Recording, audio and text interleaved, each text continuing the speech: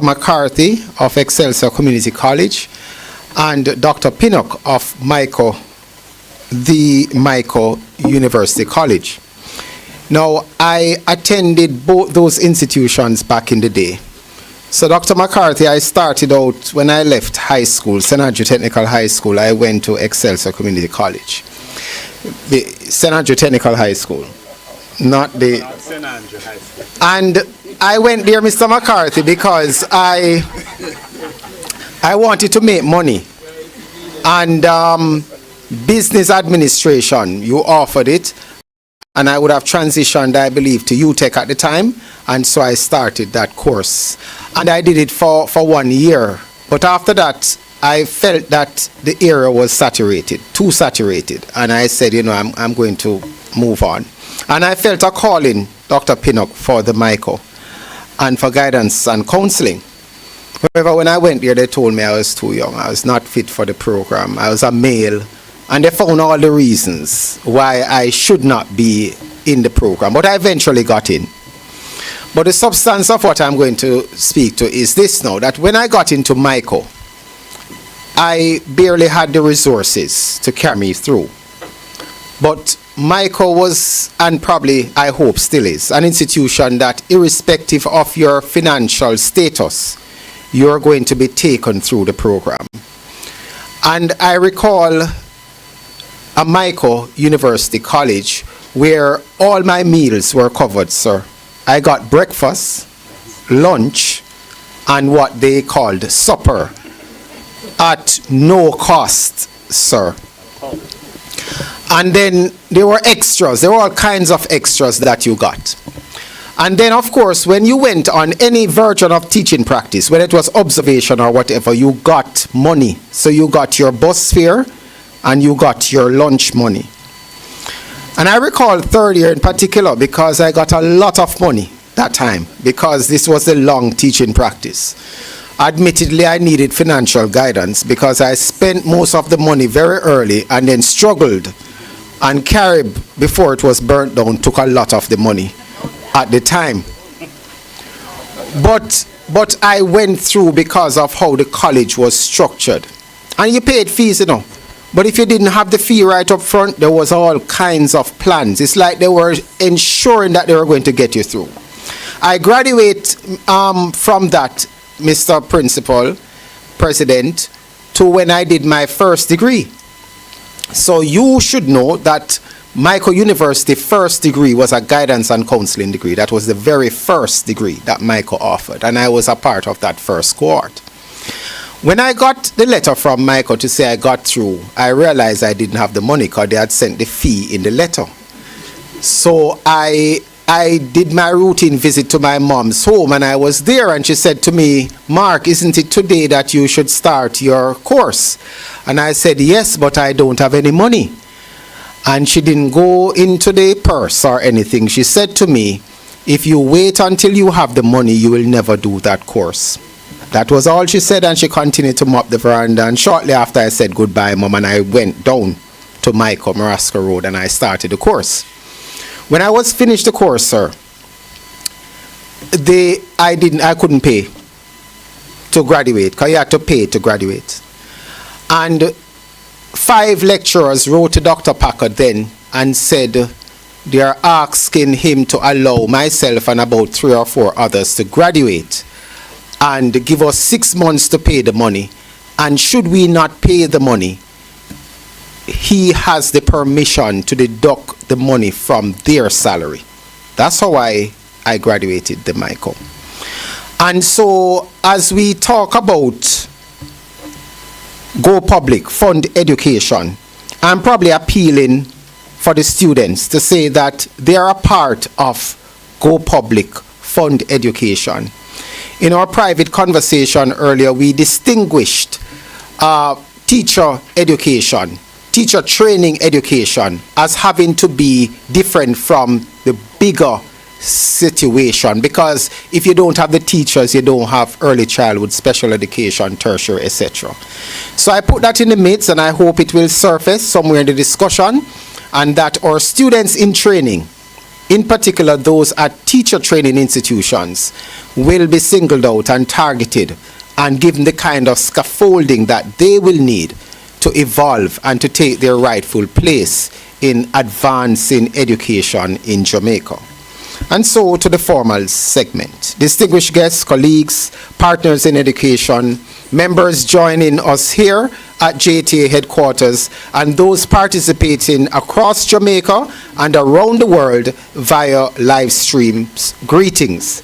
I say greetings because people are in different time zone, so I didn't bother with morning. Greetings. Today we gather not merely to host an event, but to advance a movement. The Go Public Fund Education campaign globally, designed by Education International, continues to remind the world of the profound truths that I will now articulate. Education is a human right. Education is a public good. Education is a public responsibility. Education remains the greatest equalizer known to humankind. As we continue this important campaign, we reaffirm our belief that no nation can rise above the quality of the education it provides its people. No economy can outperform the capacity of its workforce, and no society can achieve justice while educational opportunities remain unequal.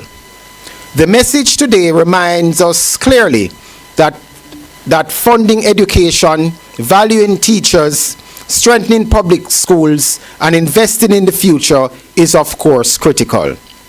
This campaign is not simply about budgets, Mr. Minister. It is about priorities.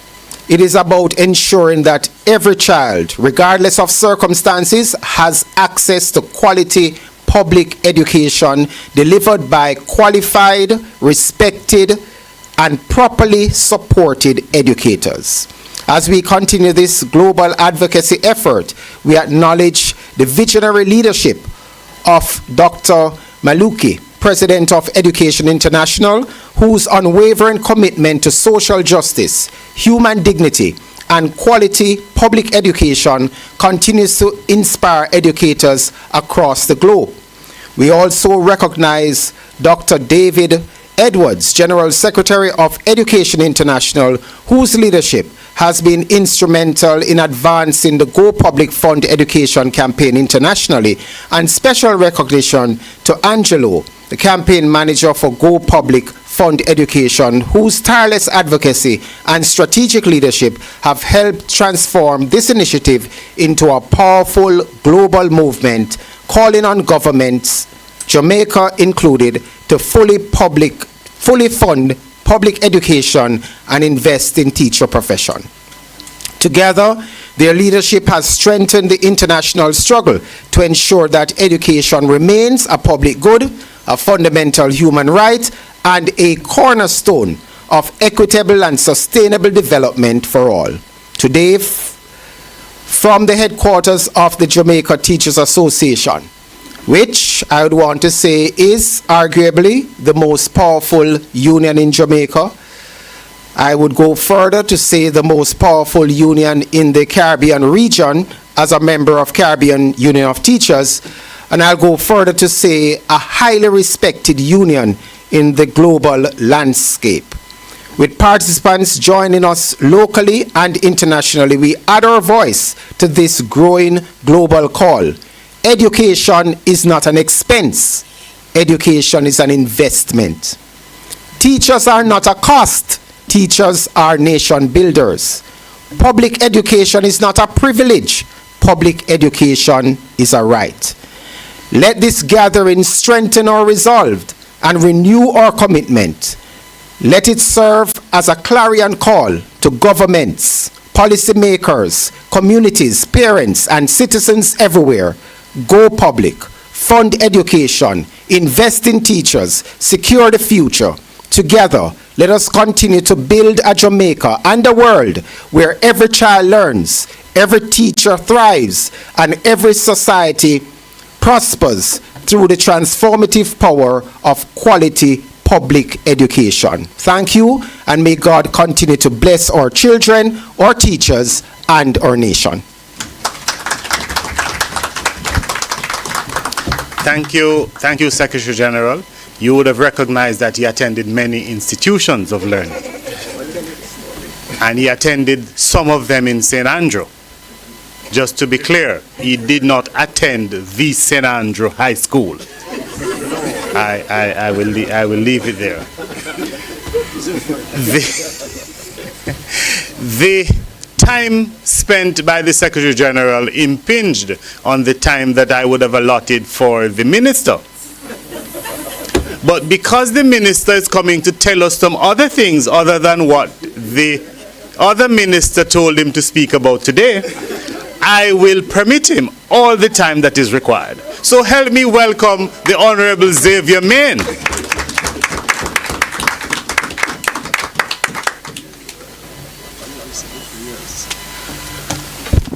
Thank you, moderator. Good morning, ladies and gentlemen. At 9 a.m., Minister Williams and myself, we were here on this building, only to discover that we were rather early for an event that was scheduled to begin at 10 a.m.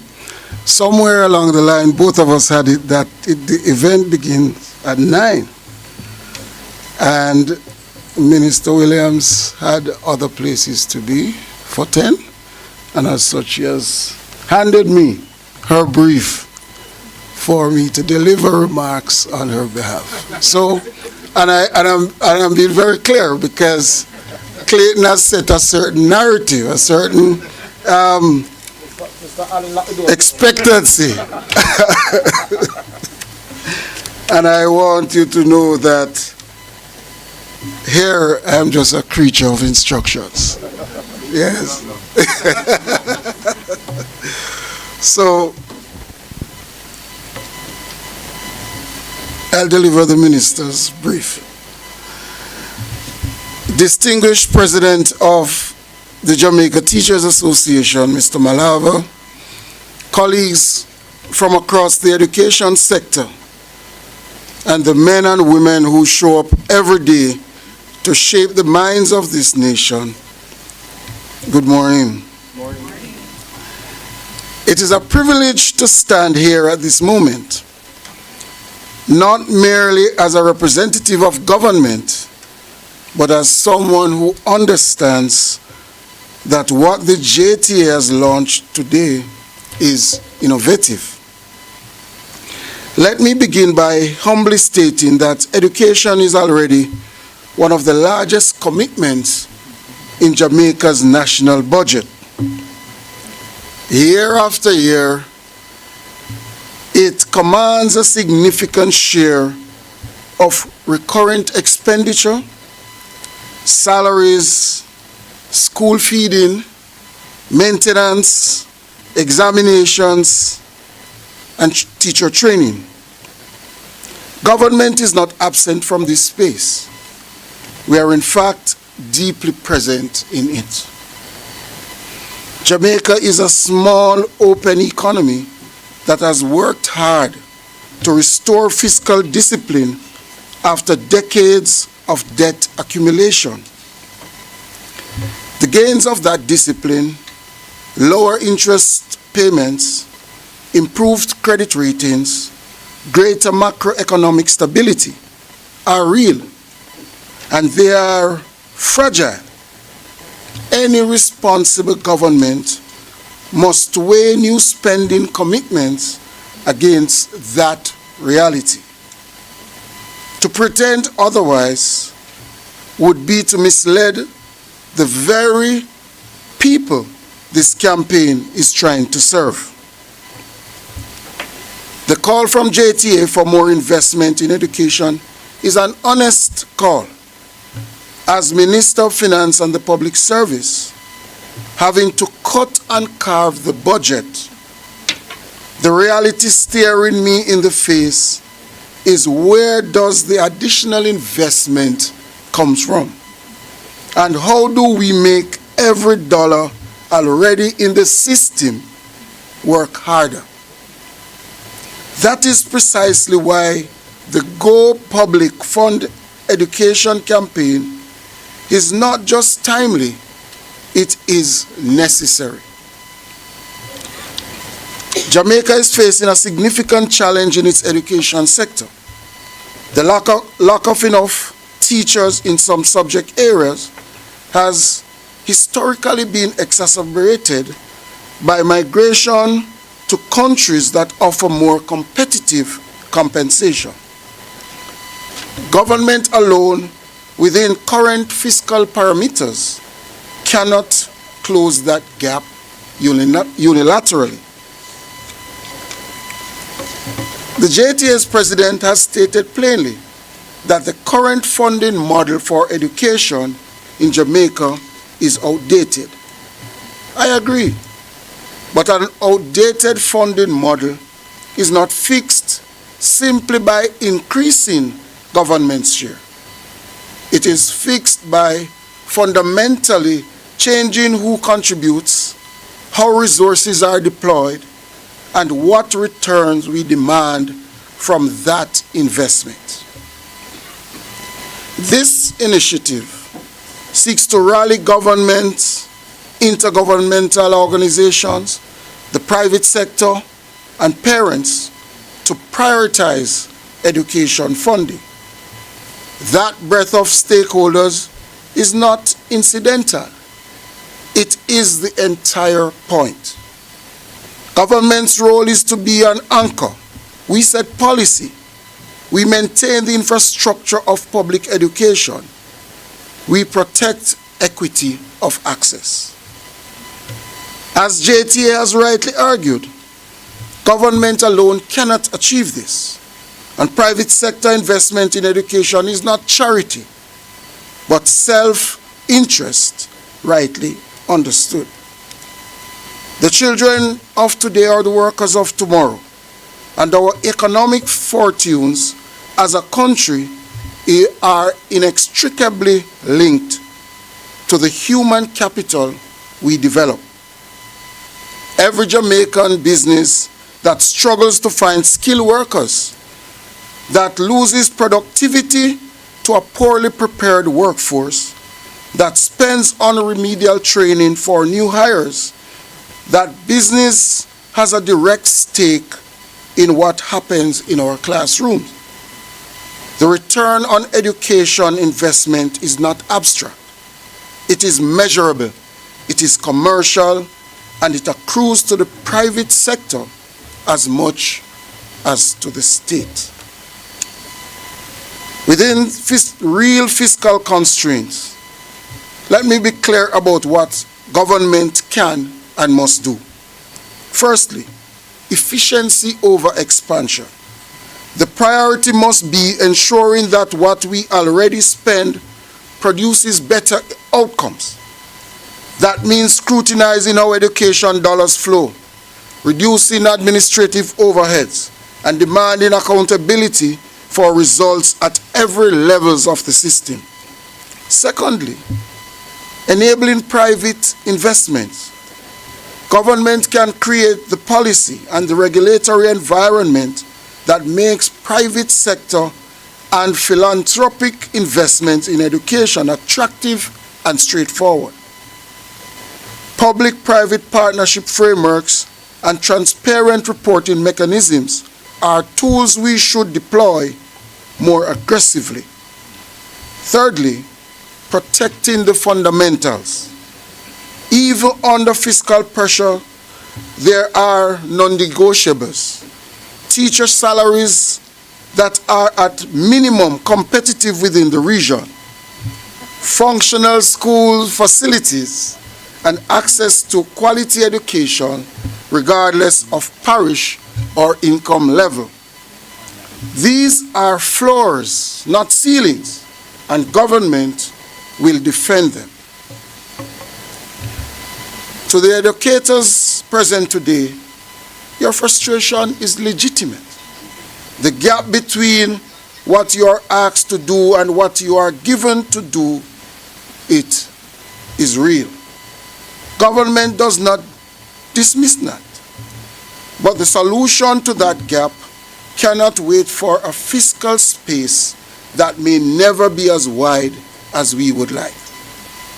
What we can offer is a serious commitment to use this campaign as a mechanism to bring new resources into the system, not to replace government funding, but to supplement it, so that the burden does not fall on the public purse alone and the benefits do not stop at what the public purse can afford.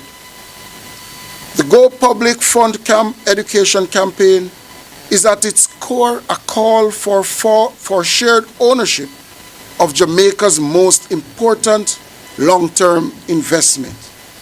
Government accepts its share of that ownership within its means and with a commitment to making space for every other stakeholder to carry theirs. Let this launch be the moment Jamaica stopped waiting for one actor to solve an everyone's problem. Thank you.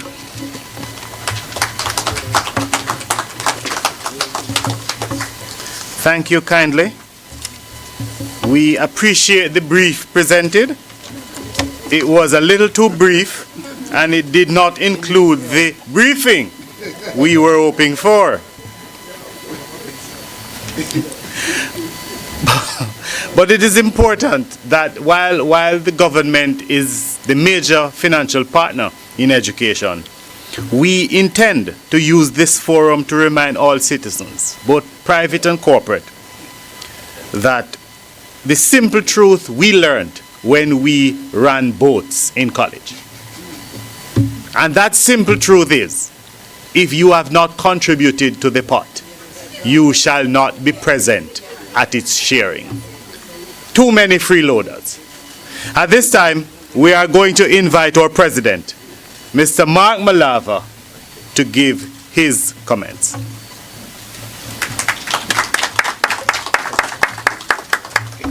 Thank you, Mr. Hall. Good morning, colleagues. It is indeed a very wet morning, but they always say the rain fall on the just as well as the unjust. I want to begin by thanking and acknowledging State Minister Xavier Main for being here. It is, well, I am told that it is the first time in decades that a minister has graced the hallowed walls of the JTA. But it also speaks, it is also testimony to the dialogue and the need for this type of dialogue around a cause that is a national cause. And I've always said that this type of dialogue is always necessary and important, and it's always important to have the difficult conversations, because whether we like it or not, we are on the same side of the fence at all times. And I found the presentation to be a very sobering one that seeks to put it within the context of fiscal constraints and fiscal limitations. And of course, you will expect that coming from the State Minister of Finance, and that is always important. I want to put it within a particular context in terms of the historical antecedents of our education system. Our education system essentially emerged out of colonialism, and the very first set of the very first entity to really push the notion of education in Jamaica was essentially the church, and that historical antecedents is important, because over the years the education system has evolved and broadened, and there have been some watershed years, some watershed moments in our history, whether it was abolition, whether it was independence, and coming up to this point. And over the years, there have been several reports on education. The last two recent ones had to do with the Ray Davis report and the Patterson report. And the Patterson report emerged out of the fact that there were many recommendations out of the Ray Davis report that was not implemented. And the Patterson report, took aspects of the Ray Davis report and looked at the context of our education system and came up with over 300 recommendations. I don't know how a report could come up with over 300 recommendations and we don't interrogate those 300 recommendations to determine which one of those we are going to implement. We just essentially seem to have just been running with those recommendations. But, one of the things that we have to recognize is that there's no bigger contributor, Minister Main, to productivity and GDP in terms of education. Education is the biggest contributor of GDP and productivity for many reasons. And we need to understand that. And when we look at other countries, whether it is at Singapore or any other country that has evolved into becoming developed countries, they invested heavily in education as a significant plank or pillar for transformation within their education system. And Jamaica's education system is unique from two standpoints. In terms of the terrain, of course, there's rural and there's urban, and there is also within the context of rural, there's deep rural, and within the context of urban, there's inner city versus, I always say topside crossroads. I don't say topside average, I don't say topside crossroads. But when you look at all of this, and there has been that dialogue in terms of Jamaica and the spend on education, and in recent times, the Patterson report pointed to it that, as a percentage of GDP, Jamaica is spending adequately on education. I think they said 5% or thereabout. And the CAPA report in recent times also came out and said the same thing, essentially validating the statements coming out of the Patterson report. And you have to interrogate it, because what they are doing is comparing percentage of GDP to that of the developed countries like Finland and Singapore. But here's the reality. When you break it down in terms of the unit cost per education, it's essentially comparing apples to oranges. Now, Jamaica, the spend in terms of the unit cost per education is somewhere around $300,000, and the unit cost. The unit cost per education in Finland, for example, is in excess of $1.7 million. That's a sobering reality that we have to. So you're essentially comparing apples to oranges. Any discussion around the fund of education must and should start with what is the unit cost to educate a child in Jamaica, given the landscape, the landscape of the education system. Again, going to urban versus rural, because what it may cost a child to educate a child in rural Jamaica is going to be different from the cost to educate a child in urban Jamaica. What it costs to educate a child in an inner city school is going to be inherently different in terms of the cost to educate a child in And that's the sort of dialogue that we need to have, and we need to interrogate it.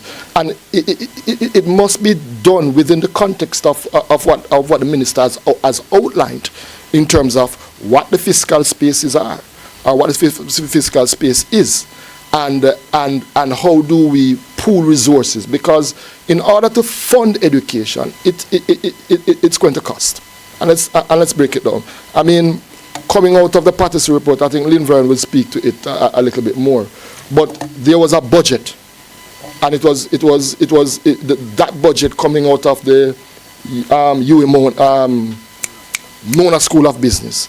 That report recommended that at least an additional $7 billion be injected extra in the education system over 7 years in order to transform it. But when you look at the budget that is there, you're not seeing that being reflected in the budget. And a key component of that for me is, how do you fund based on the principle of equity? How do you fund based on the principle of equity? And that is important, because what you're finding is that, and I think it was Linvern and I think it was Radcliffe Reed did a research, and they looked at the unit cost for education. I'm sure but that identified what, $80,000 at the secondary school and some $60,000 at the primary school in terms of the unit cost. And that research was years ago. I think it was about more than 10 years ago. 2020. Thank you. And so coming out of the 2021 IDB report on education, what you're finding is that there are some schools that are closer to that figure than other schools. And those schools that are closer to that figure is based on, one, the parents, because these parents put a higher premium on education, for example, and so they're willing to invest.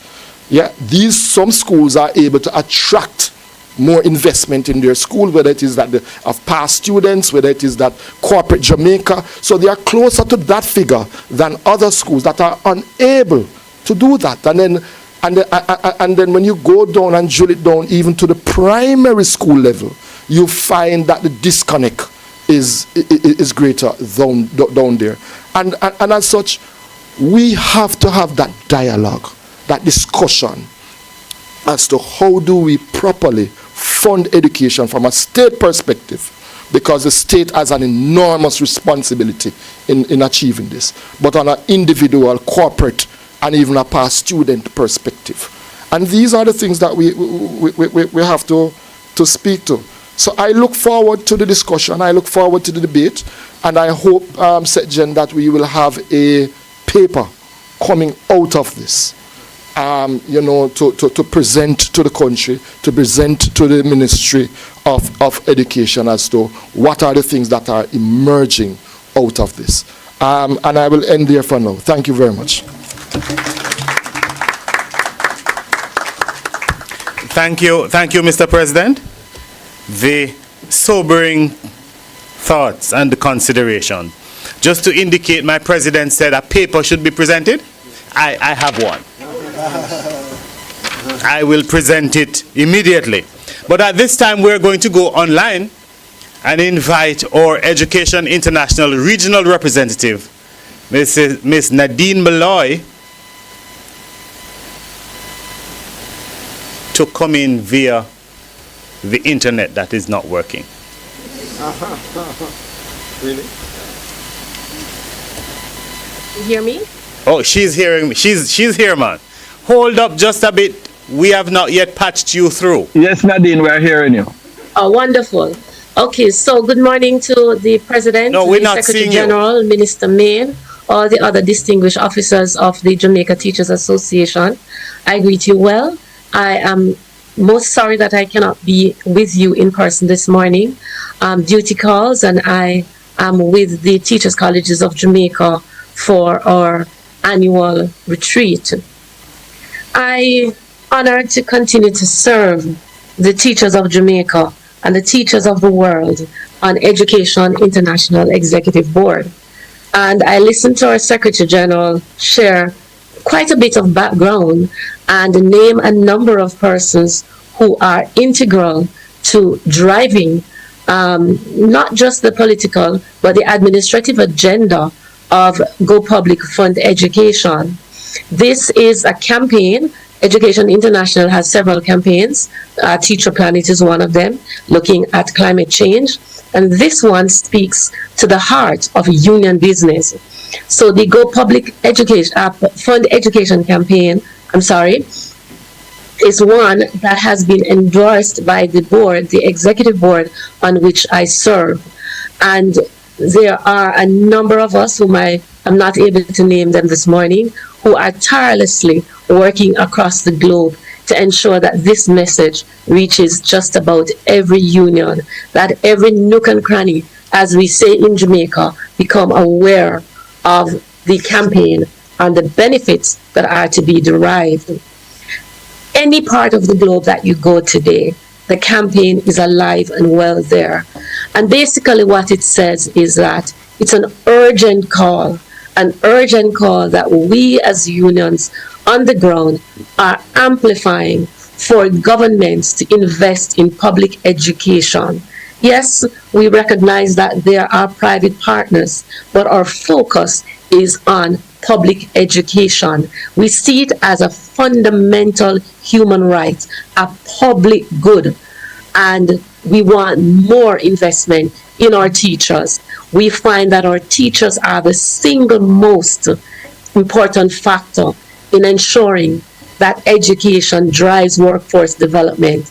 And so we want good labor rights for our teachers. We want adequate labor rights for our teachers, and we want good working conditions. Many of our teachers here in Jamaica and across the world, they work in precarious conditions, and we want that improved. We want competitive salaries. We want manageable workloads. And just about all of us, whether you are a head teacher or a classroom teacher, we have seen our responsibilities increase exponentially in the last 10 years. And that is creating a lot of imbalance when it comes to work-life balance. And we want to speak about all of that. We want the teacher's voice to be heard in just about every deliberation that has anything to do with education, because we are the practitioners where the rubber meets the road. And so we are working as the umbrella union for teachers across the world to ensure that we have cross-border collaborations and functionalities when it comes to education and funding education. We are also very much at the table with the United Nations agencies as it relates to research, as it relates to reports that indicate the status of the teaching profession and what we believe needs to be done for the teaching profession. And I just want to reference one report, and that is the high-level panel on the teaching profession coming out of the United Nations, and what its recommendation says. The high-level panel on the teaching profession was convened by the United Nations Secretary General in response to the growing and alarming teacher shortage, which when we started speaking about it some time ago, we were saying 44 million. The data I'm looking at now, our most recent data available at Education International, is now saying it is at 50 million. That's a crisis, my brothers and sisters. And so experts from around the world came together, whether ministers of education, members of the public, trade unions, and we looked at education. And of course, Education International was at the table as the global voice of the teaching profession. And so what did the recommendation say? The recommendation gave 59 what we call landmark, the report gave 59 landmark recommendations, and they are can be categorized as a combined call for governments across the world to move urgently and act urgently. And the recommendations fall under these broad headings: pay, conditions, and job security. Job security in Jamaica is not so much of an issue, but my brothers and sisters, it's a grave issue for many of our colleagues across the globe. Then there is professional practice, quality initial teacher training, and continuous professional development. Having moved to teacher training level in the last 2.5 years, I recognize that there is a lot that needs to be done, and we are lobbying, but we're not quite there yet. Then there is equity and diversity issues, and we tend to see that through one lens, but I'm asking us to look at it from another lens this morning. Our students who are challenged, our teachers who are challenged, who need special services, special facilities, special approaches to teaching. Are we catering for those? Are we funding that in education in Jamaica. That's a very, very important element. And of course, we cannot leave out gender issues as well. That's important. Then there's social dialogue and collective bargaining. Teachers and our unions must be at the heart of every policy-making initiative in Jamaica. And we are at the table, but we still believe that we need to be at the table in a greater way. And then there is technology and the future of work in education. There's quite a bit of discussion, and I know the president is going to be leading a delegation to Finland to look at what is happening there. In that block of countries, they are beginning to look at how do we balance the integration of technology in a meaningful way into the teaching, learning, and assessment process. That's an important conversation for us to have, because technology is now the main means of communication. We can't leave it out, but where do we balance it? That's very important. And education financing. Mr. President, you mentioned 80,000. Actually, it was a little bit more than that the last time when I sat as president of JAPS. I don't remember the exact figure, but I do know it was a little bit more when we worked with the now principal of the University of the West Indies, Professor Denzel Williams. He was the person who worked with us on the last iteration of what it would cost to fund education in our schools, and we were looking at the secondary level, and that was under the cost-sharing model, where we looked at it, came up with the real cost. The government has not significantly moved how much they have been paying into that cost-sharing arrangement. There has been movement, but not the amount that we would like, and so that's where the cost-sharing arrangement came from. The government was supposed to give us one portion for students. Then there was the grant and so on that would come. And then each institution would now work on seeing how much they could raise to make up that. It was over $100,000 at the time. I remember when it was 60, I remember when it moved to 80, and then it moved to over 100,000. So education financing has not been on the table. And we welcome the clout, the push that will come from Education International's campaign being behind this. So the recommendations that I just shared with you broadly are, of course, born out of union persistence. And Mr. Minister, I like to say, and I will continue to say, there's almost no benefit that we enjoy in the education system in Jamaica and right across the world that was given to anyone. And then somebody just said to me recently that benefits never stay one. None of these came to us out of the largesse of any government. It came out of persistent, vigorous union action. And that's what we are engaged in today. It's not a feel-good moment. It's a moment when we are saying, in the strongest terms possible and as diplomatically as we can, the government must be on the table in a more fulsome way. The late Professor Barr said you shouldn't use fulsome that way, but I know we understand what I mean.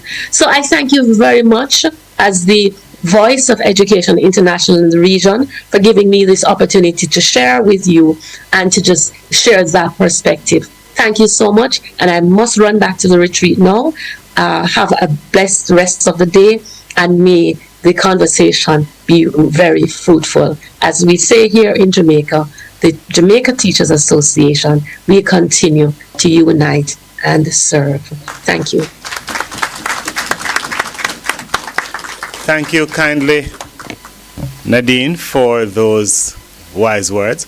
At this time, we want to thank our minister for being with us. We're going to ask our president to give him a token of our appreciation with the intent that such token will motivate him to take, I don't want to say larger briefs, but briefs that include that which we were seeking.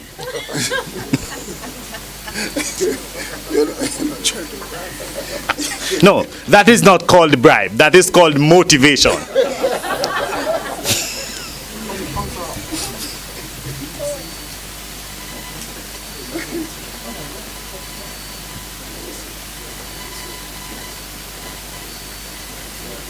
behalf of the Jamaica Teachers Association and the Go Public Fund Education, want to just leave with you this token of our appreciation. We thoroughly enjoy your presentation, and we hope that in the not so distant future, this year. A favor return. It's on record. It's on record, yeah. And we will ensure that we get another one for the minister. Thank you for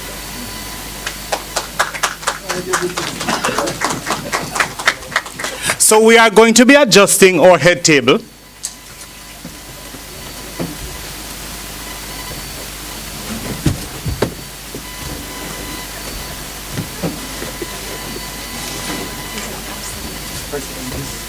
No, Sharon takes down.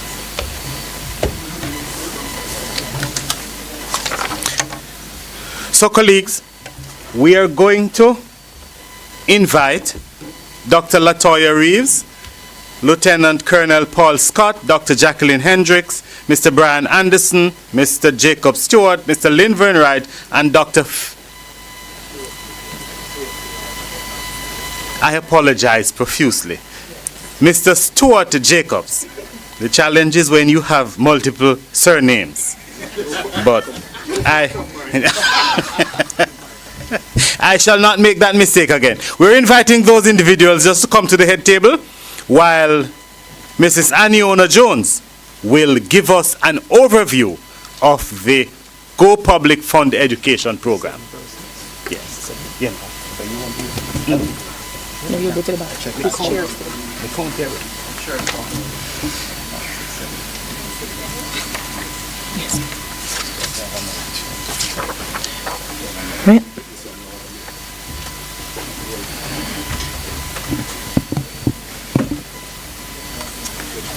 Fund the future.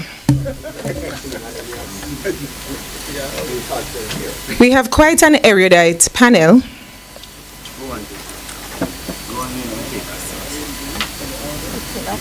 And our panelists are being seated by our team here at the Jamaica Teachers Association.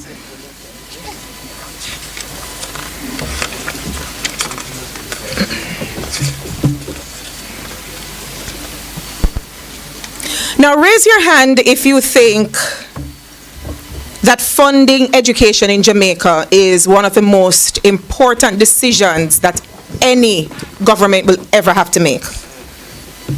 All right, I see all hands raised. Keep them up. Raise your hand if you think that our current funding model reflects that belief. Keep your hand up if you think that any government in and of itself can fund education in its totality. Okay.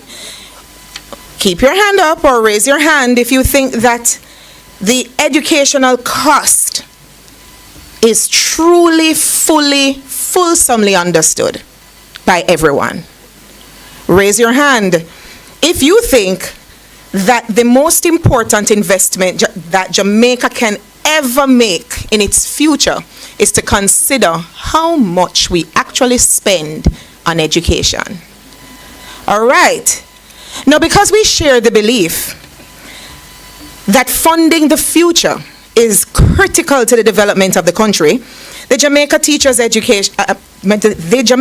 Association, as a part of the Global Go Public Fund Education campaign, led by Education International, is one of our flagship continuous activities. This forum that we're having today is grounded in the growing global consensus that public education systems around the world must be adequately and sustainably funded if countries are to truly develop. Now, the Go Public campaign is supported by a set of 55 policy directives as spoken about by Ms. Malloy. So why are we here today? At the core of the Go Public Fund Education campaign, this forum is about national direction. The quality of our education system is directly linked to economic productivity, social sustainability, and our capacity for innovation. Now, if Jamaica is truly serious about building a better society, we here believe that education must be treated as a strategic investment versus a recurring expense. This forum seeks to open a meaningful national discourse on the true cost of education while exploring how public education can be financed in ways that are both equitable and sustainable. We're also here today to provide an opportunity to align our approach in Jamaica to those of global standards. This dialogue that we're going to have will remain structured, and we hope to have it be impactful as we want to bring greater public awareness from all stakeholder groups on one common line of inquiry. What does it truly take to fund the future? Now, if you look at the bookmark that you have been given, you will note that the image denotes catching hands right above our island of Jamaica, and the silhouettes of a human from the cradle just to before the grave. That was quite intentional and quite purposeful, as confronting the true cost of education locally must go from the cradle to the grave. So as our moderator takes us through this national discourse, the Jamaica Teachers Association remains committed to uniting all of us around a common purpose, serving our nation through the power of quality education. Thank you. Thank you. Thank you much, Coordinator, Madam Aniona Jones. Now, colleagues, this conversation, we are hoping that it will be impactful, and in order for this dialogue to be structured and impactful, all stakeholders have been guided by a common line of inquiry. Each participant will articulate their vision for a better Jamaica through education and outline what their organization or constituency is seeking to achieve within this vision. The forum will center on two key areas of inquiry. First, concerns about the true cost of education. This includes not only what is written on official budgets or are in the financial returns of the institutions, but also the hidden costs. What does it cost, hidden and informally, those costs that are absorbed by schools, families, and communities? What does it really cost to ensure that a child comes to school and receives adequate education? The second area will focus on how this is financed. Our first speaker today is Dr. Latoya Reeves. Imagine being entrusted with the education of Jamaica's youngest learners. Imagine knowing exactly what those children need to thrive, yet discovering that the resources available are not enough to meet the standards they deserve. Dr. Reeves has served as principal of Seymour Edwards Infant School for the past 10 years and has dedicated her professional life to early childhood education. Her commitment extends beyond her school's gates. Through her involvement with the Jamaica Youth Assistance Program Foundation in Chicago, which has supported early childhood institutions across Jamaica for more than 7 years. She brings the voice of those who work at the very beginning of the education journey, where every investment yields lifelong returns. Please help me welcome Dr. Latoya Reeves as she speaks on confronting the true cost of funding education, the perspective of an early childhood educator. Good morning, Mr. Moderator, government official, JTA, Presidential Corps, Secretary General, staff, my colleagues, and stakeholders present. The National Forum on Go Fund Education is a timely, interesting, and thought-provoking one. Have we ever sat and really looked at the real cost of education? The organizer spoke earlier about from the cradle to adulthood, but I'll take the stand from conception to adulthood. There's a cost when a family realizes that conception has taken place. If a mother uses the public clinic facility, it costs an average of $35,000 for clinics visits, transportation, meal, and vitamins. For delivery, if the family uses the public system, it costs the mother only $200 for the first copy of the birth certificate. However, it costs the public sector $1.1 million for that delivery, staffing, tools, equipment, and infrastructure. Let us ponder on that for a while. Funding education is not just for the government, it's for everybody. We move on from delivery to what we call preschool. The government has launched the Brain Builders program, but when I did my research, for every 30 preschool, there is 5 brain builders. Hence, the parents have to look at between $40,000 to $120,000 per term to offer their child between birth and 3 their start in education. That school fee does not cover nutrition, medication, and extracurricular activities. Therefore, it takes each of us to fund education. Moving on from 3 to 6. There's a thrust by the government to provide 1 trained teacher per basic school, as well as to improve the number of infant departments in our primary schools or standalone infant schools.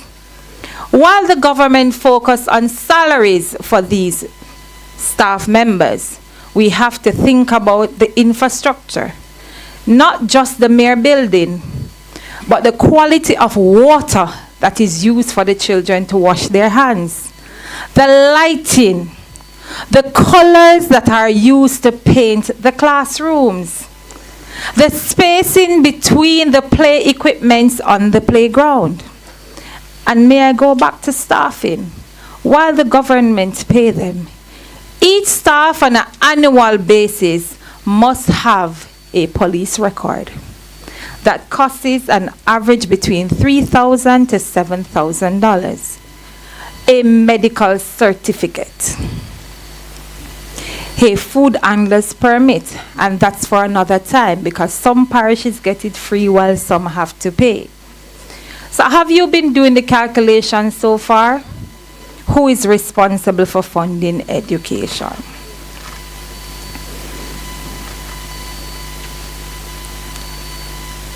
From ages 3 to 6, while the government has tried very hard to have in the infant department and infant school, it is inadequate.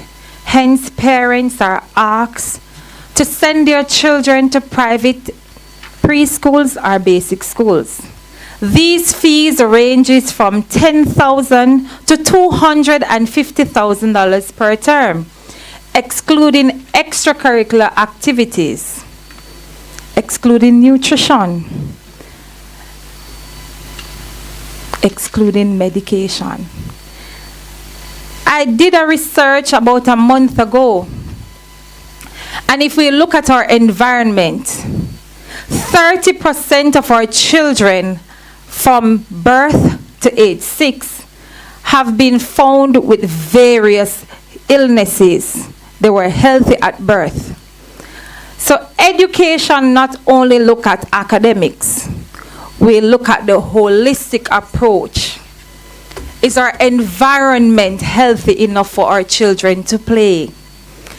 Are our communities safe enough for our children to walk? Hence, we bring in safety and security. Are the men roaming and the women roaming who are preying on our children not costing the government, not costing us as family members? Because when our children are hurt, it costs us. I close by saying, go fund education, go public. It's not a government thing, it's not a me thing, it's an everybody thing. It takes an average of $1.2 million to educate one child from birth to age 2. I thank you. Sobering statistics. Sobering statistics. Ladies and gentlemen, our next panelists brings a wealth of experience and a deep commitment to Jamaica's development. Lieutenant Colonel Paul Scott is principal of the Maypen Primary School and president of the Jamaica Association of Principals of Infant and Primary Schools. He is also a senior officer in the Jamaica Combined Cadet Force. As a working leader at the foundation of our education system, Lieutenant Colonel Scott understands the realities, challenges, and opportunities facing our schools and indeed our country. Help me welcome Lieutenant Colonel Scott. Thank you very much, Mr. Moderator. I am indeed honored this morning to join and support my colleagues to champion the vision of funding education in Jamaica, and specifically our program, Go Public, Fund Education. Funding is not just about numbers and budget, and we heard the numbers and the budget from the minister earlier on. But funding education is not about numbers or budget, but about the very future of our nation, funding the primary and the infant sector. We face a critical challenge as a nation. Our budget is misaligned, heavily favoring later stages of education while neglecting the foundation upon which learning is built. So we can consider a very good house, and we all have houses, but can you imagine what would happen to our house if we do not have a firm and strong foundation? Right, so at some point the house will crumble. So education is not really about what we are even going to put in, but we have to look at what we are not putting in. So that is a missing aspect of the funding education. So let me give you just a few statistics here. So in 2025, 28,654 students sat the CXC.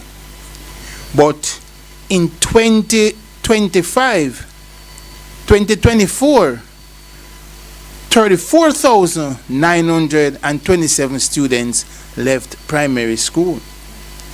So you know that there is a gap right there in terms of those who are actually graduating and those who are leaving the primary school. The number should be the same. So immediately we are accounting for some, or the lack of accounting of some students right there. Where are they? So we can attribute that to the lack of funding or proper funding in the education system. So the cost of primary education extends far beyond teachers' salaries and school maintenance. It includes curriculum resources, special education services, technology integration, numeracy and literacy interventions, student nutrition program, transportation support, school security, professional development, mental health services, and modern learning facilities. So at Maypen Primary, we still have the building that started the school in 1928, and we really appreciate that.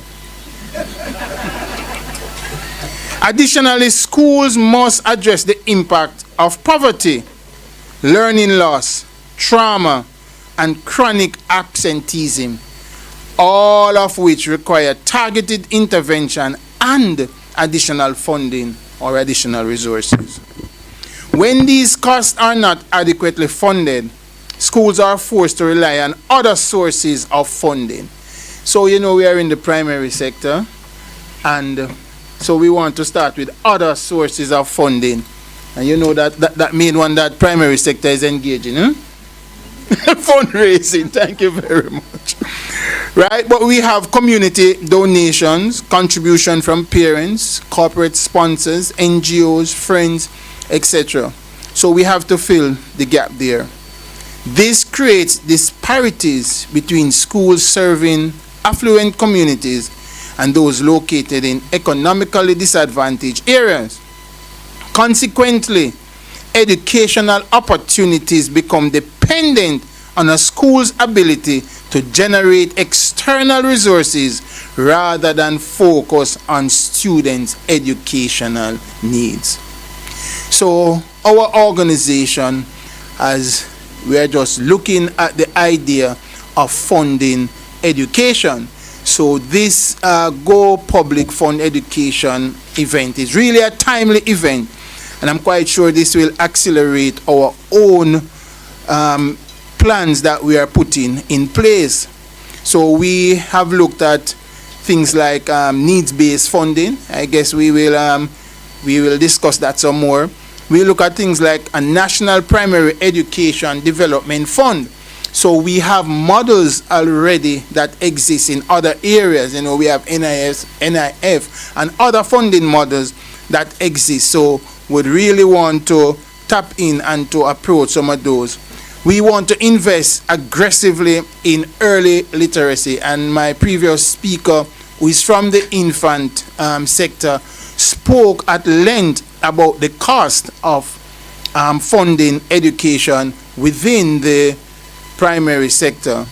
But in 2025, I believe it was, the Jamaica report card, which was published by Capri, gave some startling facts.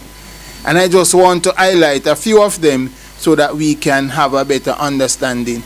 Earlier, the moderator spoke about the cost of funding primary and secondary education. But I want to give you some figures, and the EI director also spoke about it. But I want to give some additional figures, and this is from a Capri report, Jamaica Report Card 2025. So for infant school, it says that the basic to fund education is from $107,000 to $455,000, and we are talking about the basic. And so my previous speaker spoke about all the other additional things. You know, she talked about from conception. So definitely that cost would be increased. Primary school, so my main focus, from $94,700 to $1.6 million. And we are talking again about basic.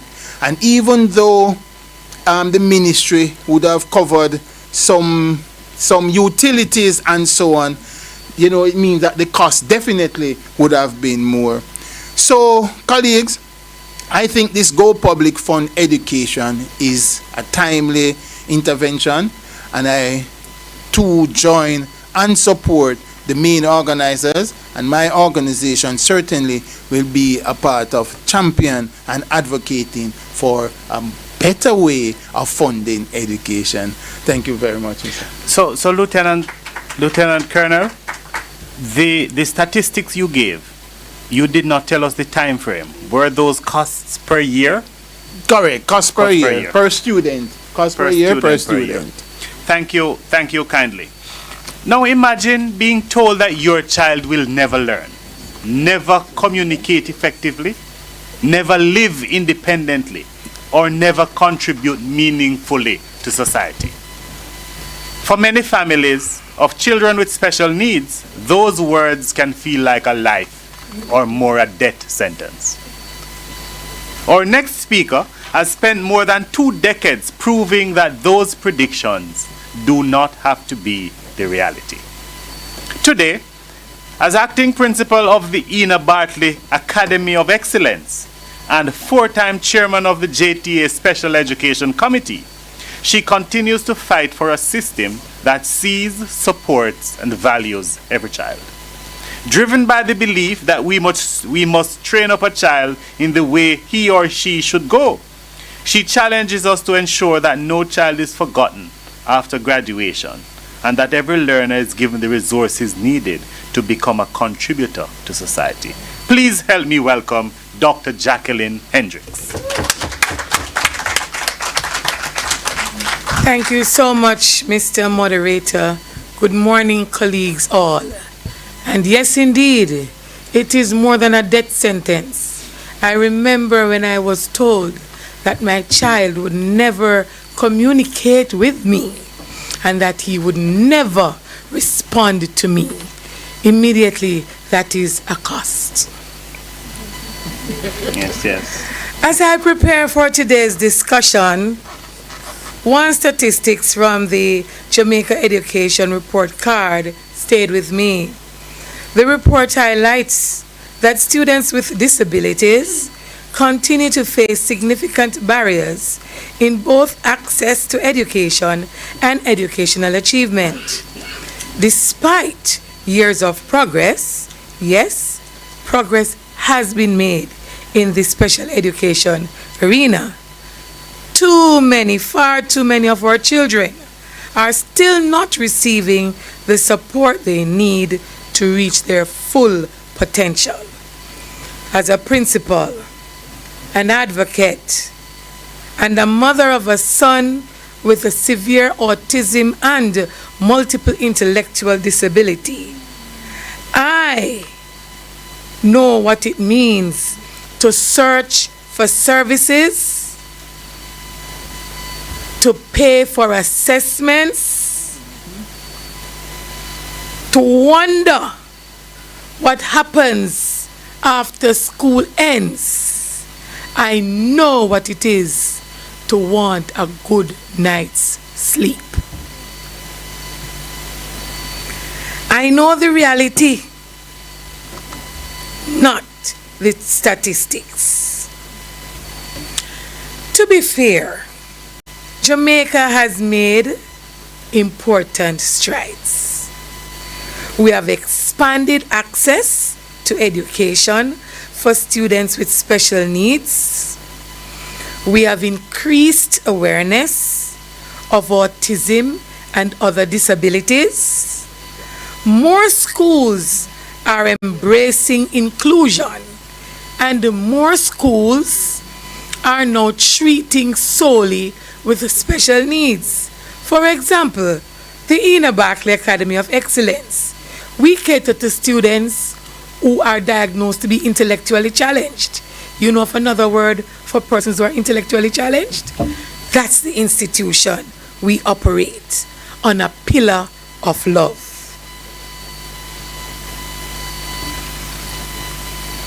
More schools, as I said, are embracing inclusion, and more educators are being trained to support diverse learners, the ones some educators don't understand. And if they just stop and get to know that individual, what beauty would have been on earth. So, their achievements, and we must celebrate. In everything in special education, it is important to celebrate these students, to celebrate their growth, which gives them that footing to know that, yes, they contribute to nation building.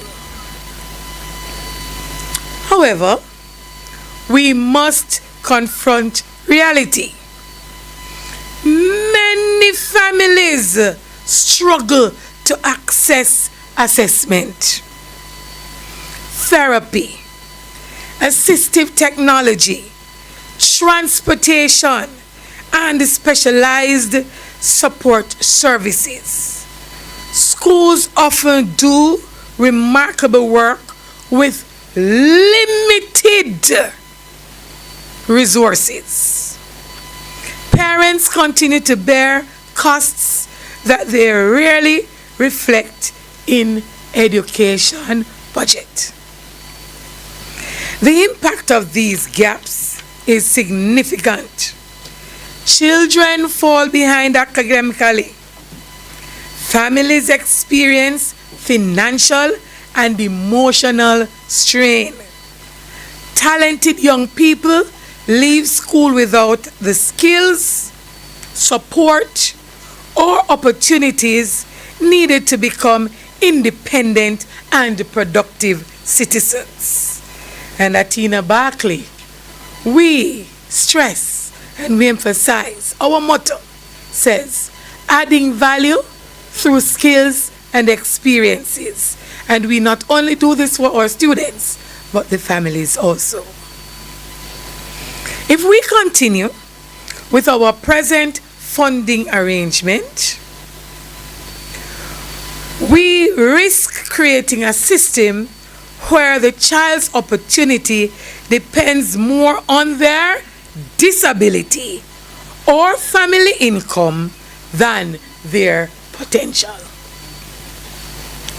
I would therefore propose 3 recommendations. First, adopt a weighted funding model that allocates additional resources based on student need rather than simply student enrollment.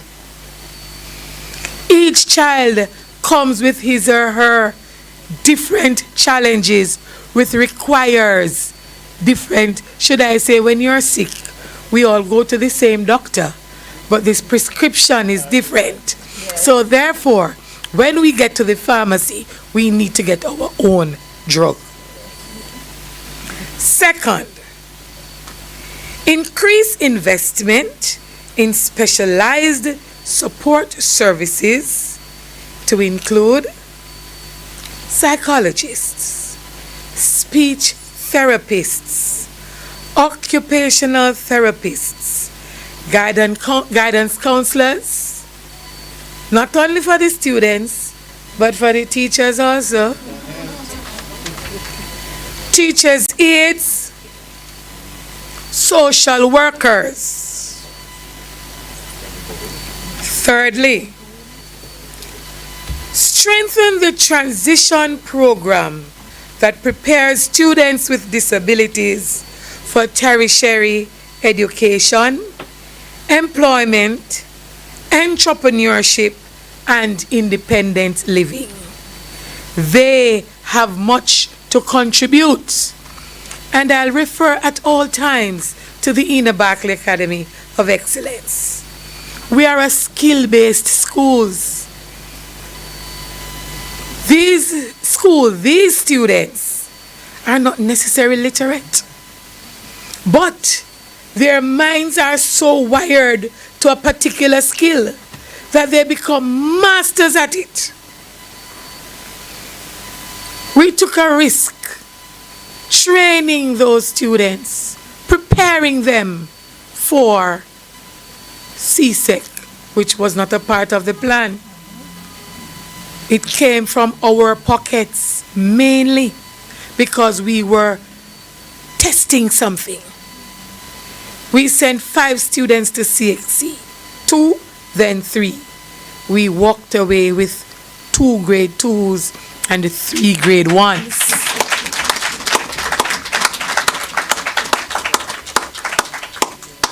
My simple vision. I envision a Jamaica where every child, regardless of his or her ability, has access to the support needed to learn, grow, and thrive. A Jamaica where inclusion is not merely a policy, but a reality. A Jamaica where students who are differently abled, I don't like the word disability, students who are differently abled are not viewed through the lens of limitation, but through the lens of possibility. As we discuss funding the future, Let us remember that the true measure of our education system is not how well it serves those who need the least support, but how effectively it empowers those who need it the most.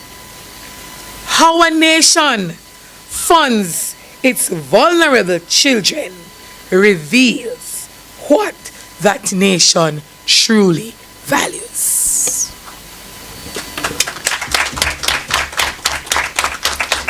Thank you, Dr. Hendricks. I believe I could simply end with the tagline, every child can learn, and every child must. Our next panelist represents a voice that is often spoken about, but not always heard. The voice of the students themselves. Imagine being a young person navigating a world shaped by artificial intelligence, economic uncertainty, mental health challenges, climate change, rapid technological change, and many other unforeseen circumstances. Now imagine being asked to help shape that future of education in that world. That is exactly what our next speaker has embraced. Brian Anderson was elected president of the National Student Council and becoming one of the leading voices in Jamaica. Since then, he has demonstrated that leadership is not about age, but about vision, courage, and action. What makes his perspective especially valuable today is that he is living the reality we are discussing.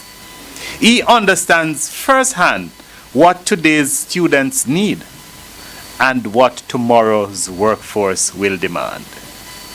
As we discuss funding education, it is only fitting to hear from someone who has a reason to invest in education in the first place. Help me welcome Mr. Brian Anderson, President of the National Secondary Students Council of Jamaica. Mr. Anderson. Yes, thank you, moderator. Going back to that little image that's shown there, I'm guessing I'm the closest one to the baby there. But yes, thank you for being here. Good morning, everyone. My name is Brian Anderson, and I'm the president of the National Secondary Students Council. Let me start off by saying this. All of what I'll be sharing today is based off what students have told me throughout my tenure and over the past few days while doing research on this topic. So nothing is from me particularly. I just want to express the voices of the students. Yes. So one of the greatest concerns is the urban and the rural divide. A lot of schools in the more urban side have a lot of resources through being in a very compact area.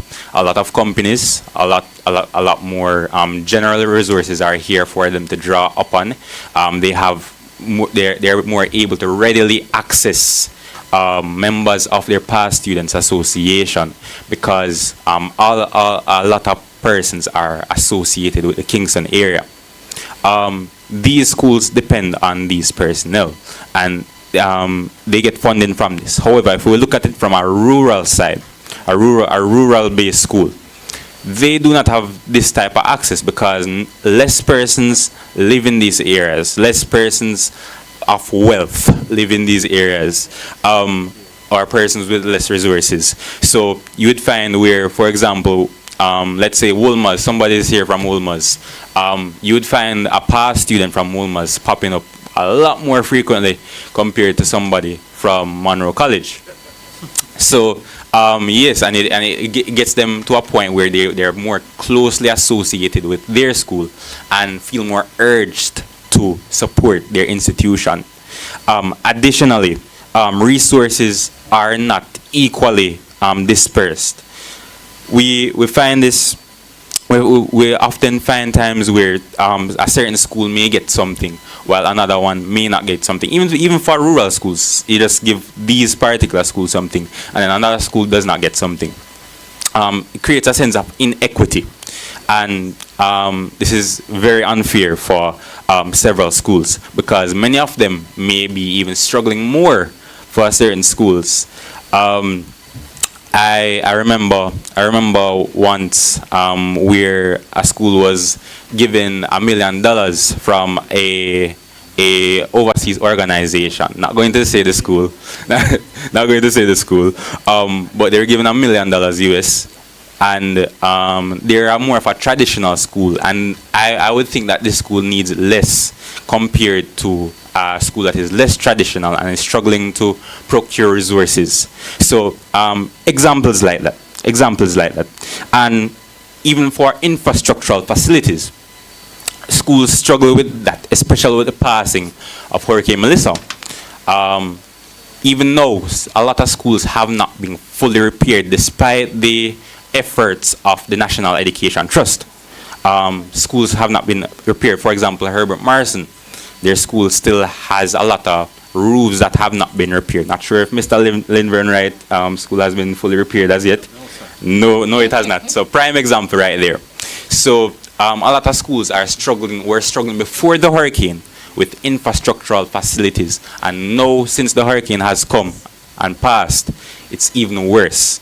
Leaky roofs, insanitary bathrooms, trees still being in certain pathways, a lot of different things, damaged windows and causing the elements to go onto the students, sun, rain, all of these things, not conducive for a learning environment.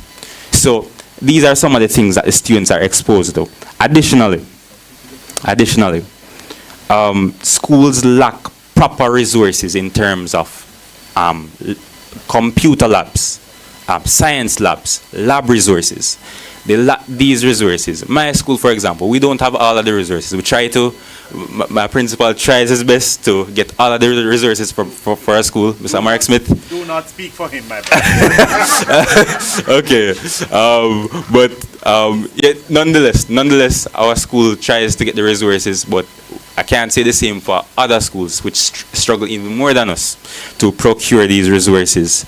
And it even gets to a point where dozens of schools, because they don't have the necessary lab resources, they have to come to Kingston. They have to commute all the way to Kingston, which takes away from their institutional time, and they have to do the lab experiments here because they do not have the resources at their school. And that's a significant disparity. Additionally, this divide can be seen all across the country, and it appears even with technological resources. For example, a study I would have seen from the Ministry of Education pointed in 2025 that 72.3% of schools would have had broadband access to Wi-Fi, so connection to Wi-Fi. While that's a significant increase compared to previous years, that's still over 25% of schools without the internet connection. And even for the schools with the internet connection, they do not have a reliable service. I've been to several schools upon my courtesy visits as the National Students' Council president, and almost all of the schools that I've been to, the Wi-Fi is unreliable. So that's also something to consider. Furthermore, schools also struggle with mental health. Mental health is a significant issue for students across Jamaica. Dare I say, we're in a mental health crisis. The reason why I say we're in a mental health crisis now, if you look at studies from the Ministry of Education, Ministry of Health, UNESCO, children's surveys done by the World Health Organization, you'd find a reoccurring pattern. A significant number of students struggle with some kind of mental health issue or some kind of mental health disease. I think a study done by the Ministry of Health and Wellness pointed to 1 in 4 young people being diagnosed, or not diagnosed, 1 in 4 young people struggle with some form of mental health issue. And this is really concerning.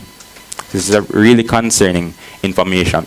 And schools really need to invest into proper mental health education, proper mental health resources, because a lot of schools right now, they are struggling to even have the correct quantity of guidance counselors.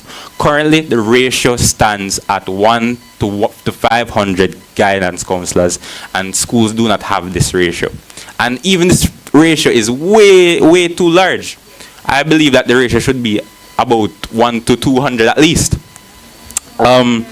Yes, that's what I believe. Knock on wood. Knock on wood. The reason why I say this, you're going to expect a guidance counselor to cater towards the mental health needs of 500 persons. Not only the mental health needs, but career guidance, conflict resolution sessions. This is way too much on a guidance counselor, and we need to invest in having more mental health professionals to be within our schools.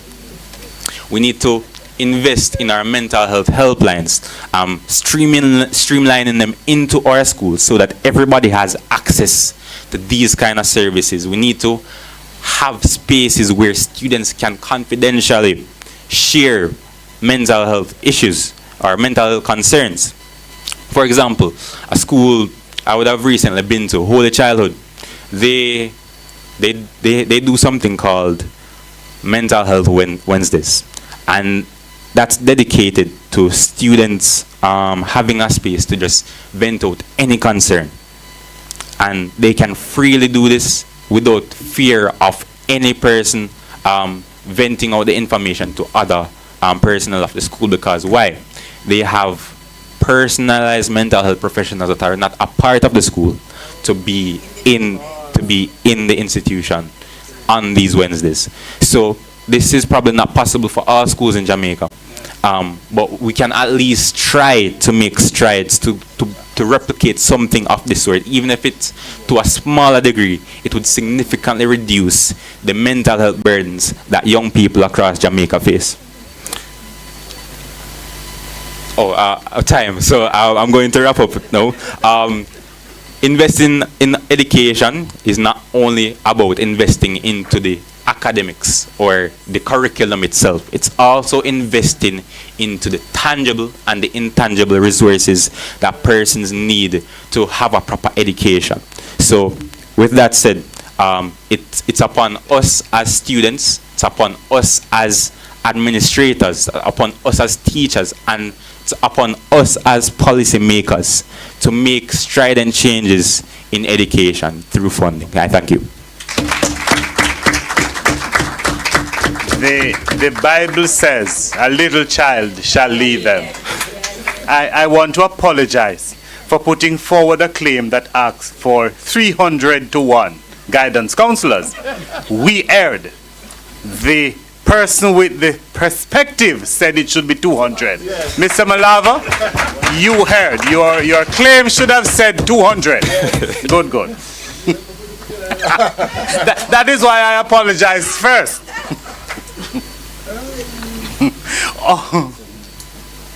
Every morning, thousands of parents across Jamaica place their children on buses, robot taxis, bicycles, take them in personal vehicles, and drop them off at school gates. And we entrust them to a system with one simple hope. That is, they will be safe, supported, and equipped for a better future. Our next panelist has dedicated himself to ensuring that this trust is never taken for granted. Mr. Jacobs firmly believes that strong parental involvement creates strong schools and stronger leaders. He understands that funding education is about much more than classrooms and curriculum. It is about creating safe, nurturing environments where every child can strive. Help me welcome Mr. Stuart Jacobs. Dime to ensure that they are good. One of the last dime that you will spend on your child is that investment in education. I remember my mom years ago. My mom was a simple domestic helper, And she said to me, my brother, and my sister, well, three of us. And she said, the only thing I can give you is a good education. And a good education at the time was secondary education. She died in a car accident in 1988, 5th of December. I was just out of high school. And I struggled to university and all of that. But I did well, yeah? And so for this forum, I did a study. The NPTJ does a study every single year to give us an idea of how much it's going to cost a parent to spend going back to school for the school year. I'm going to give you some figures that you probably don't realize. For the year, it's $108,000 for transportation, $600 a day, $3,000 per week, $12,000 a month, and $10,800, and $108,000 for the year. Numbers. And I'm being very conservative. Okay. For food, for lunch, just lunch money alone, lunch money, an average of about $1,800 a day for an aggregate meal. That's $7,200 a week and $28,000 per month. For food for the year is just about $252,000. Then there are school donations, school fees, not school fees, but school donation, contribution. That's about $15,000. And for uniform, as big as the school year, it's about $25,000 in average. Miscellaneous like Wi-Fi and so on, and ensure that they go to the fun day, is $20,000. But that is a grand total of $420,000 for the year, and that's $46,600 per month. And that is, when you look at it, that's a fortnight payment for some Jamaicans. That's a fortnight payment. So, with that reality, our parents are still very positive, in spite of all of that. Let me tell you why they are still positive. Because we still get up every day and we send our children to school. Yes. And when we send our children to school, we look forward to graduation. Yes. We look forward to sending them to university and watching them graduate. And we look forward to seeing them better than how we were and how we are now. So the betterment of our offspring and the safety of our children and the overall happiness of our children while they learn and study and come home to us being better is still a cost to us. It's a cost that we look forward to bearing, because as females you would have gone through that pain and discomfort of having a child. But the warmth and that happiness that you look when you look at that child's face and hear the sound and watch them grow and develop is a similar thing to the cost each day that we spend our money on our children. But it goes beyond that though, because we want to make sure that while we are trying to make our children happy, we need to be happy also as parents. And one of the ways in which we are not happy is if on a given day you're not able to act of parliament, a PTA is by law an act of parliament. How so? Because a school board cannot be fully constituted unless a PTA is fully constituted on that board, sitting on the board. And so the PTA is supposed to be supporting the school administration. The second thing is, for a viable PTA, is to add to the infrastructure development of the school through fundraising, and to also add to, the third is to add to the economic and financial viability of the school. And so, one has to look at PTA fundraising as one way in which that revenue stream comes into the school in a regular basis, and that there's that alignment between school and administration. But there is a revenue stream that schools not looking at sometimes. We're not looking at it, and that is our immediate community. Because again, on our school board, we have a community rep. How are we using our community rep? How are we dealing with the community rep? Do we have functions in school to bring in funding, and we are not inviting our immediate neighbors because they might be in a city, or because you think that they are small farmers? Cater to them. I heard the young one spoke about Holy Childhood. That funding for Holy Childhood, mental health thing. A lot of that donation came through the church, came through the Catholic Church, and this is where also partnership, that gold fund, ought to be looking at also. Look at the owners and the keepers of the schools and see how best they can tap into it in a significant, in a deliberate way. But the need for funding education is not something for us to look to any way, any shape or form, go back to bed and wake up with it not on your mind. And I must commend the JTA on this, because what you have done is to open, remove from an abyss, where an abyss thought, to a reality where it is facing us. We need to talk about it, and talk about it with all stakeholders at one table. Let us spend more on early childhood.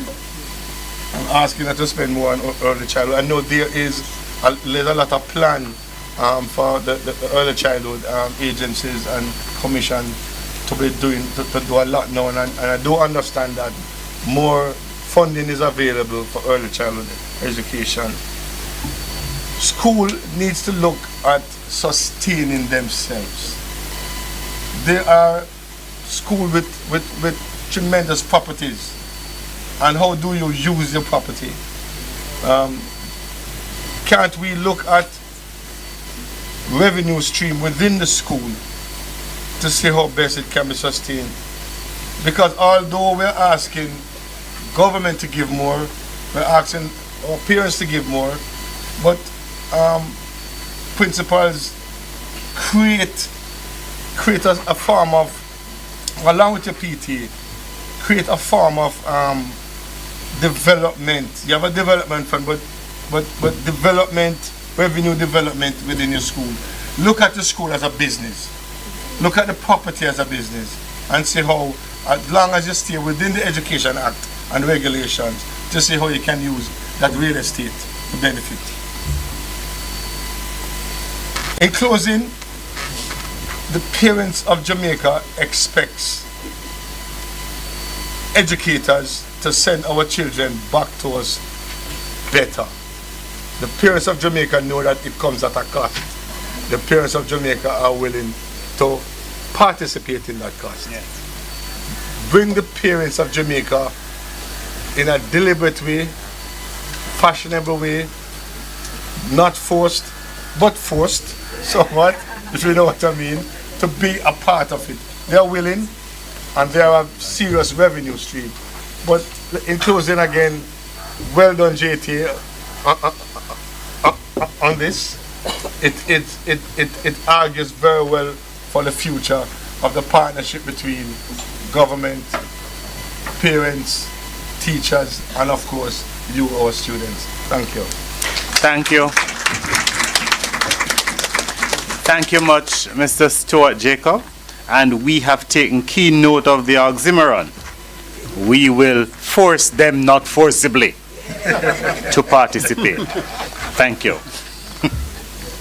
Colleagues, we are trying to do a little better with time. The other two speakers are our own members, and as such I can dictate their time. Sir. Our next panelist began life not in the boardroom or in the ministry's office, but in the hills of Trelawney, where a country boy, and I can repeat that, a country boy, learns one of life's most important lessons. Education has power.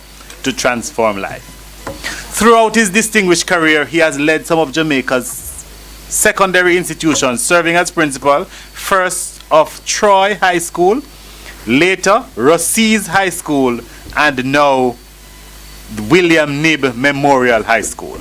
A lecturer, policy contributor, and has numerous national boards and committees under his belt. Help me welcome Mr. Linvern Wright as he shares his perspective. Linvern.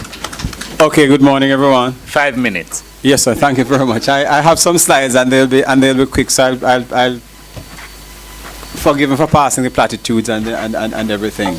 But one of the things I really want to do is just present some context to some of this discussion. And I'll tell you, one of the things that had me more than anything else in recent weeks was that presentation by Capri. And because everybody figures Capri is about the University of the West Indies, there is a tendency to figure that every single thing that comes from them is something that we must take. But Capri has a logic that's dangerous.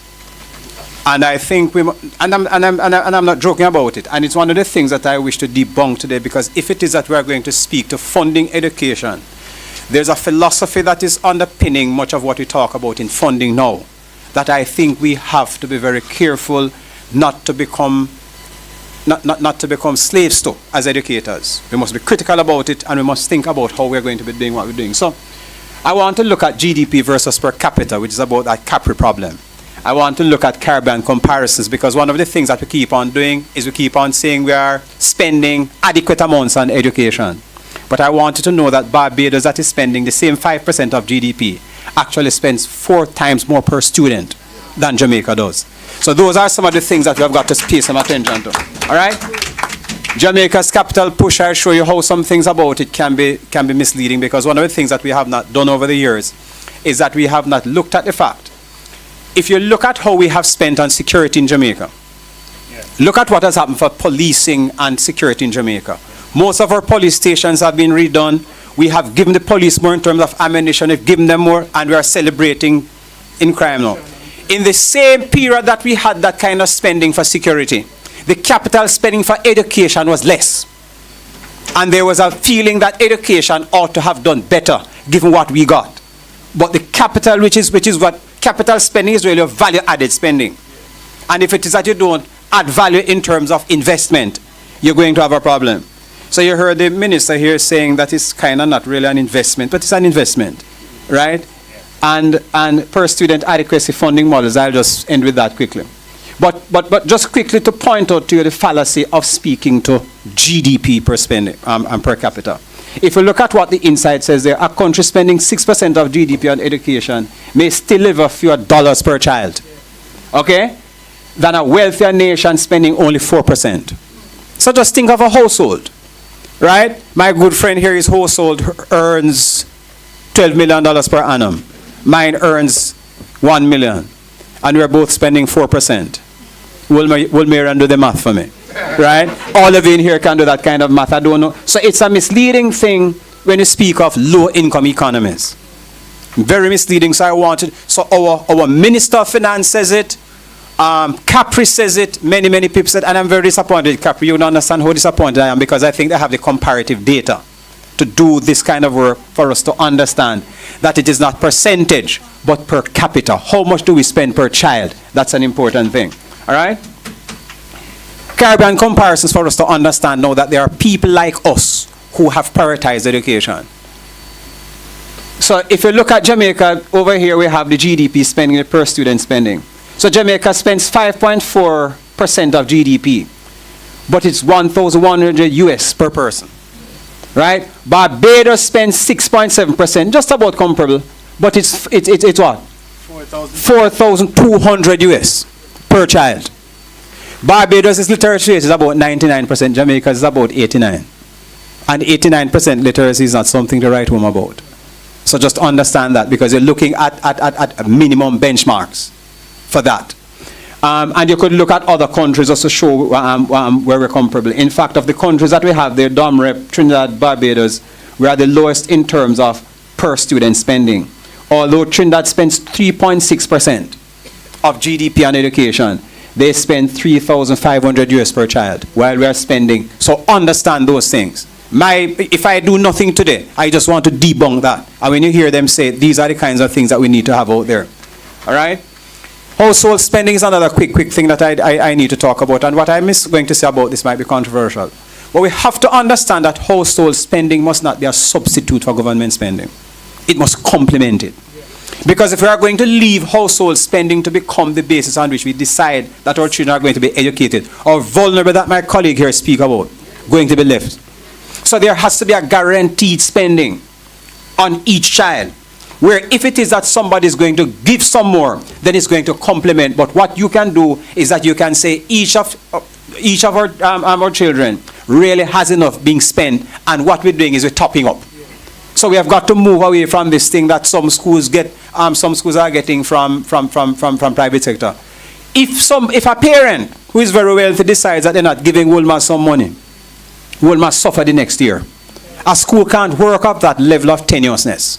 Don't work like that. Because a principal might on principle decide that, look here, your child can graduate, and that person is in charge of a company that was sponsoring, and you have a problem. So we have to be very careful about that kind of thing.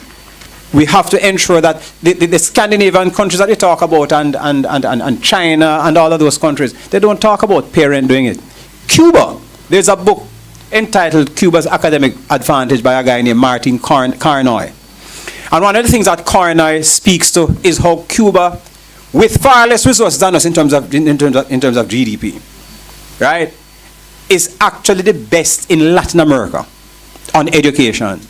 Because what they have done is to ensure that no parent has to worry about educating their child. The state takes care of that. And what we're doing is that because we're in this capitalist mentality where everything is about profitability, there are some things that we consider to be people who are freeloaders. Education, if you're educating our people, is not about freeloading.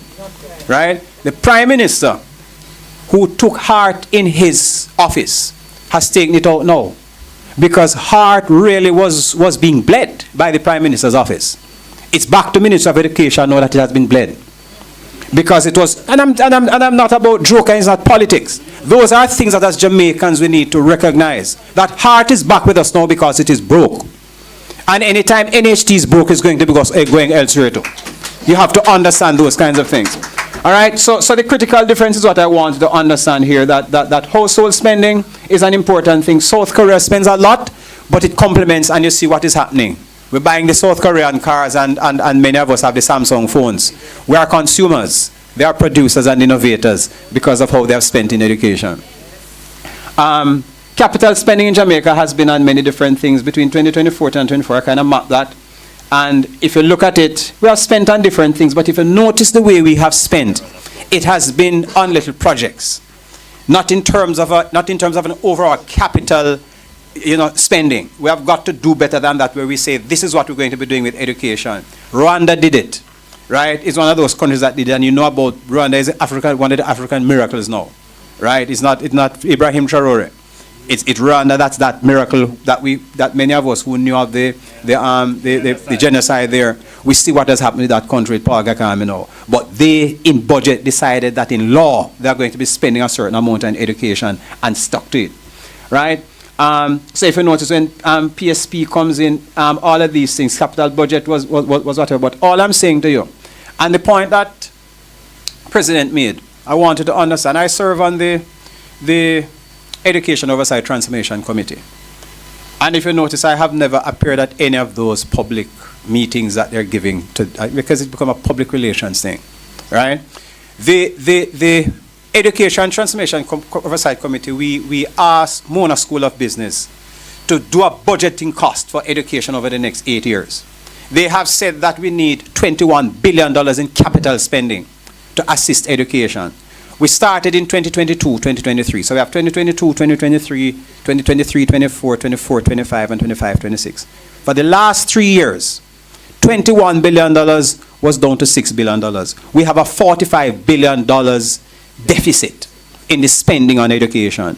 If you look at TVET now, so when you look at those percentages that are there, you ask any of those people presenting when they go to these fora, what is the benchmark? There's no benchmark. Because it's all just a kind of wool being pulled over people's eyes because there's no funding for it.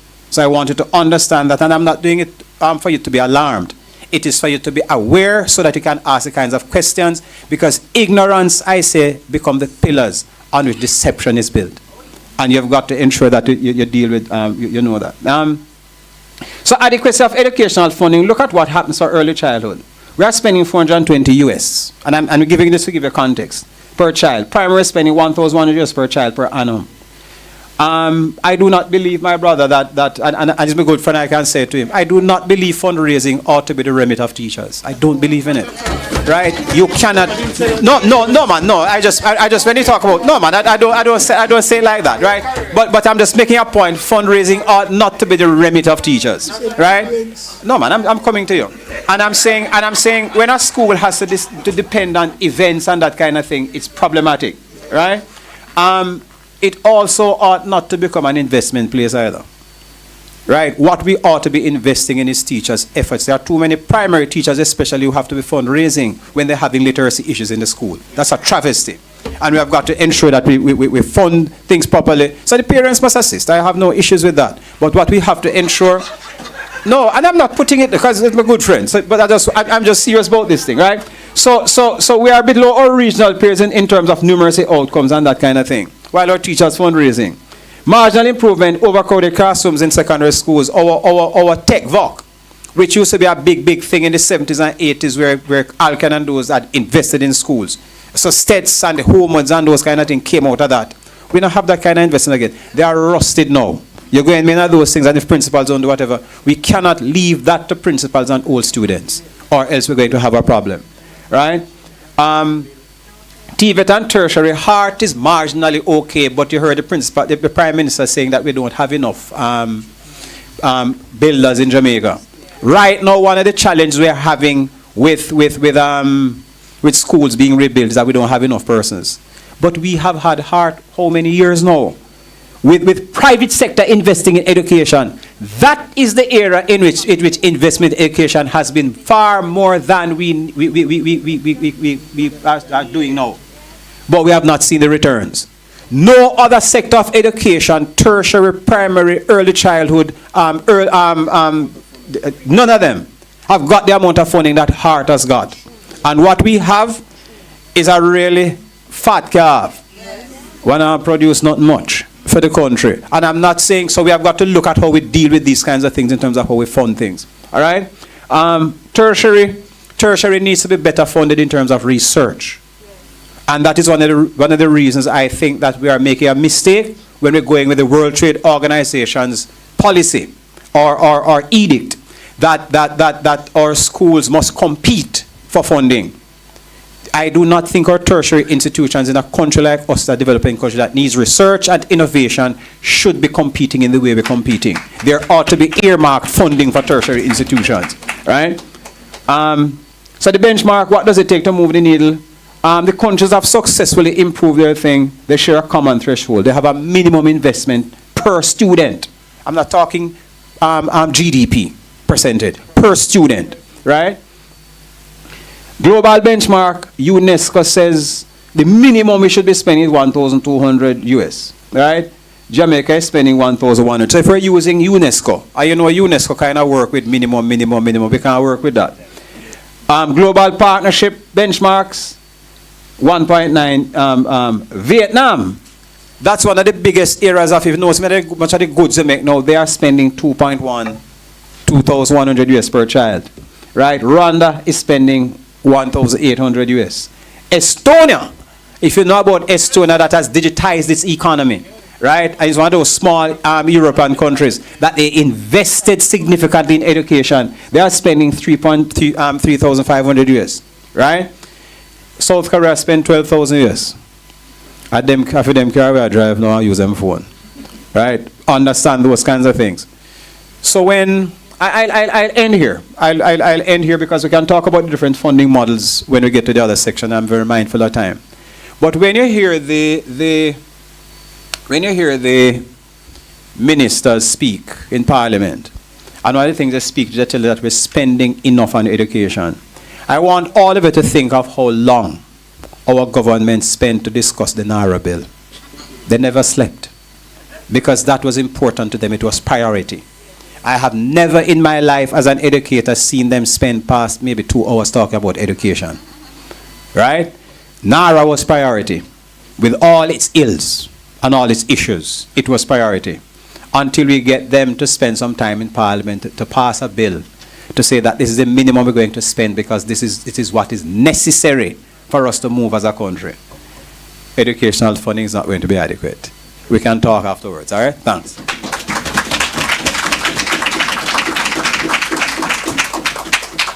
Sobering thoughts. Sobering thoughts.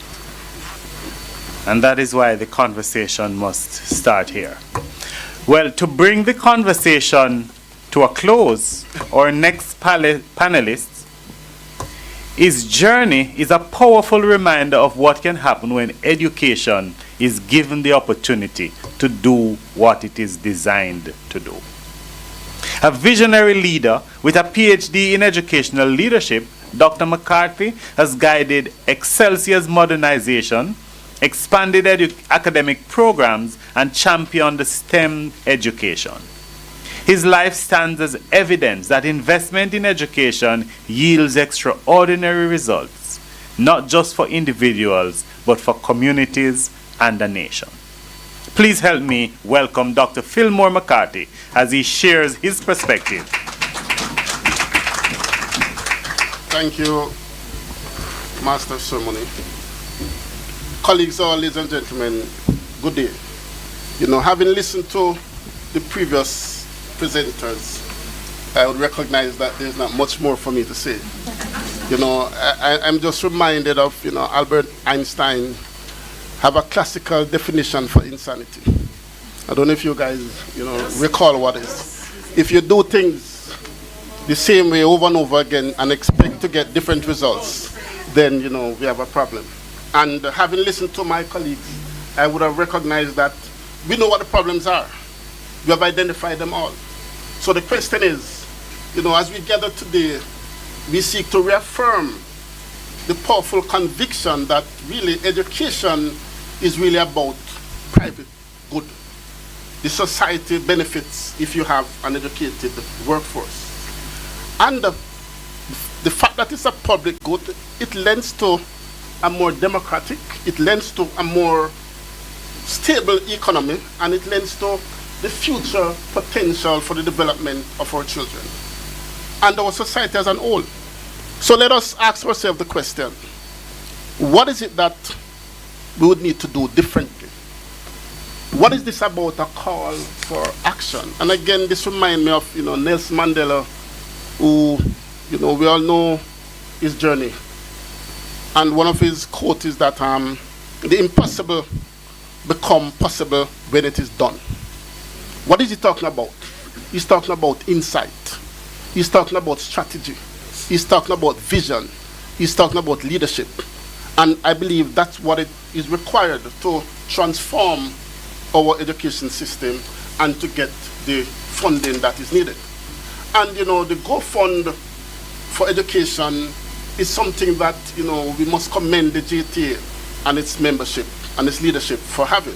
Because education really is a public good.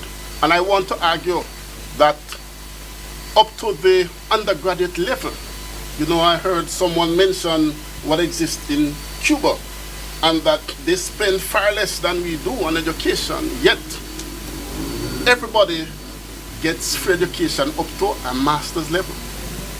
So what if we can start our discourse by looking to see how we can have education all the way up to the undergraduate level.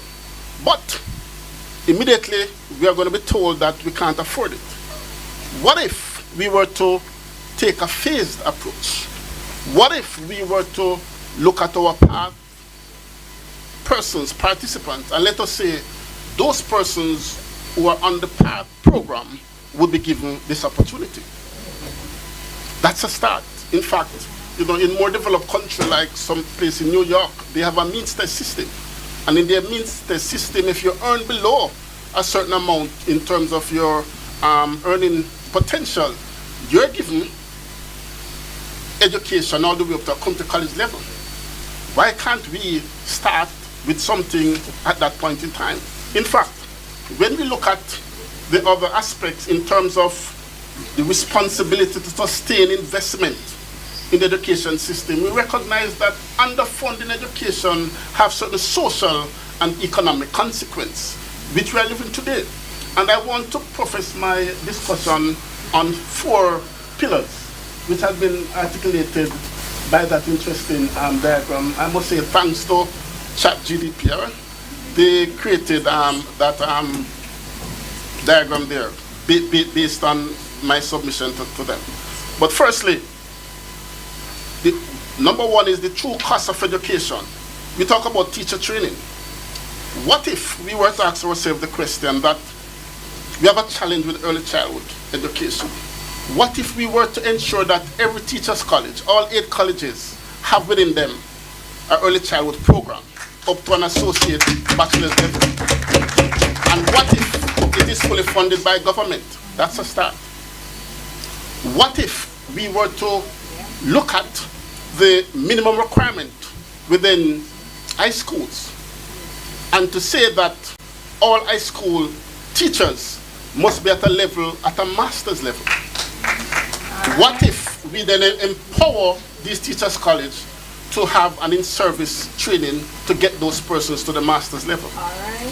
What if we were to say that all the community colleges and colleges, their lecturers must be at a PhD level? What if we were to have a transition period within 3 to 7 years? Because Singapore has taught us that teacher quality is what is critical for the educational system to evolve. And we need to start there. And, government will say, how do we do this? Let us ensure that persons who leave the system within 3 years, we have to pay back for that. And we want to make that investment. So the question is, not just to talk about it, what are some of the strategies that can work? We have a reduction in the number of persons registering for tertiary level education. If you were to introduce these programs, it would make a significant difference. And possibilities are, you could start by saying the person just give 50%, and the person will find the rest, and if they complete, then they get back their 50%. We need to just find strategies that can work. The next pillar speaks about safe and modern infrastructure. But research has taught us that a school environment, one of the basic principles for an effective school management is to have a safe environment for students and for the teachers. What if we were to go back to the program that was started some years ago with the Ministry of Education, where they look at having special district constable that is within each school, which was a joined up government approach where the Ministry of National Security would train persons to become special district constable that is restricted to the school environment. What a difference it will make. Or would it reduce the cost of security that each school will have to pay to ensure that they have a secured environment in terms of infrastructure development? What if, based on the Melissa story, the government was to decide that rather than trying to fix each school in that particular geographical area, they find a location that can follow the model of the Knox or the Excelsior Community College, where you have one compound that have infant primary and one section, high school another section, and a college another section, and then you use a busing system that goes to all the communities and pull those students into that location. What if we were to look at those models that persons years ago would have seen as the solutions to some of our problems, rather than trying to fix each school as you go along and don't have the necessary infrastructure to manage it? These are some approaches and strategies that we need to take. What if we were to look at our curriculum? My study relates to technological, pedagogical, and content knowledge. We now have AI. AI provides us with all the content and knowledge we want. But, I saw a TikTok thing that talks about wisdom. What is wisdom and knowledge? Wisdom, knowledge is to know and to get the information. But wisdom is the ability to connect those knowledge. And that is why a good teacher cannot be replaced by AI. AI is a tool. If you're a good teacher that can provide that connectivity where you allow AI to get the knowledge, nothing is wrong. But how do you connect those knowledge and use it to solve your problems? That's what would require your curriculum development. In terms of support, again, join up government. You know, when I attended a primary school somewhere in St. Thomas, Wilmington Primary, and I recall we had to come out and, you know, there was this Ministry of Health van that used to go around to different schools and do a vaccination. What if we were to have a mobile system that provides an assessment? You know, we talk about disabilities. We talk about persons having, you know, hearing challenges, visual challenges. What if we have a system where through the Ministry of Health you have this mobile team that is in each region that goes to the different location in each school and do that assessment early? What a difference it will make. Again, colleagues, I'm saying to you all that we know what the problems are. The question is, how do we solve it? How do we look at concrete ways in which this can be solved? And what is the role of the union? Advocacy and leadership. And we have started. What about the dignity of our teacher? And that is where salary comes into place. Because again, you have to understand that, you know, in my early days, you know, my aunt was the principal, my other grand-aunt was my teacher, and guess what? In that community, we were looked up on.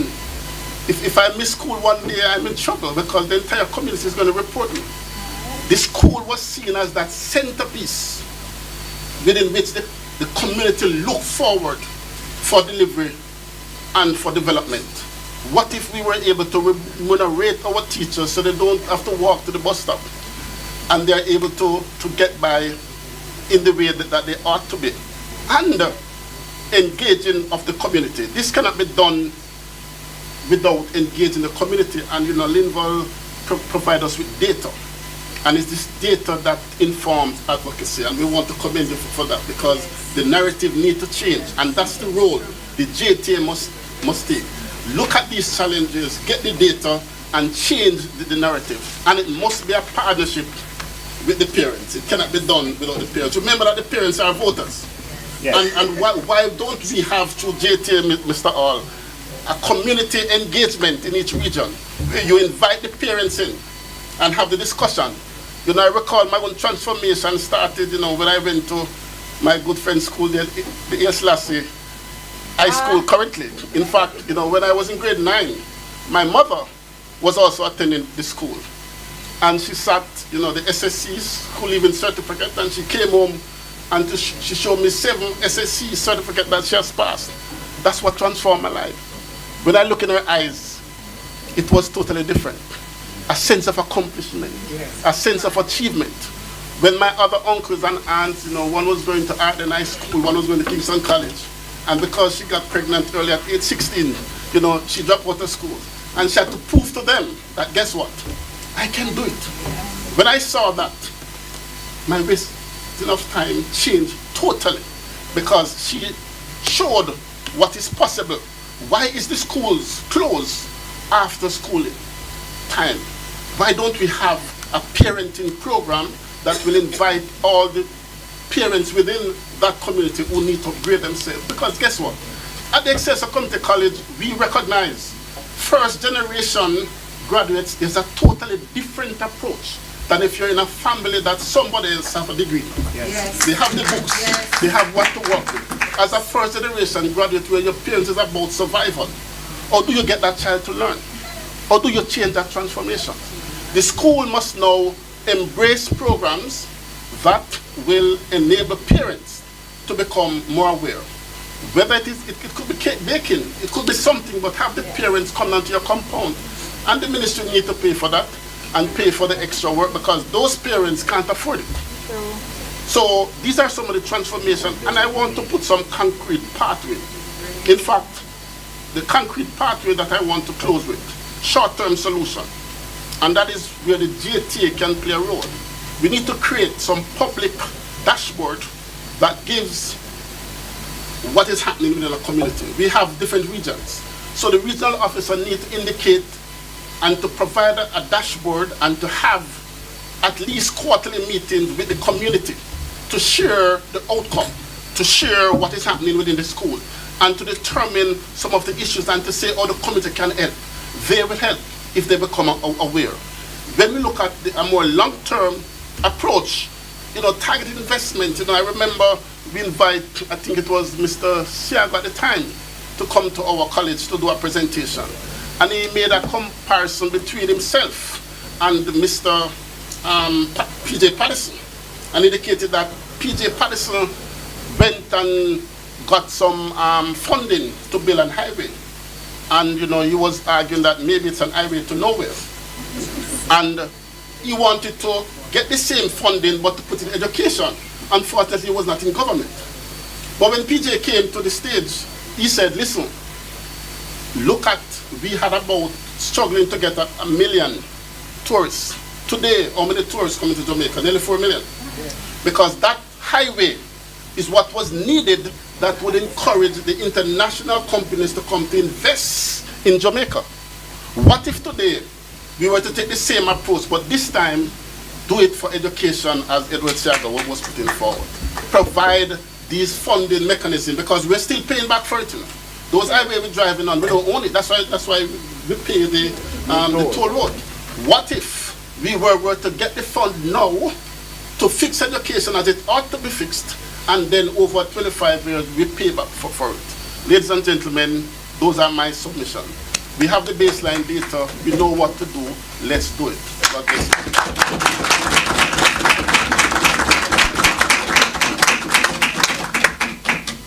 So we have moved from pulling the baseline data to asking ourselves, what if? And I could not leave but indicate, what if secondary teachers required master's degrees? And unfortunately, the only answer I could think of is not supported.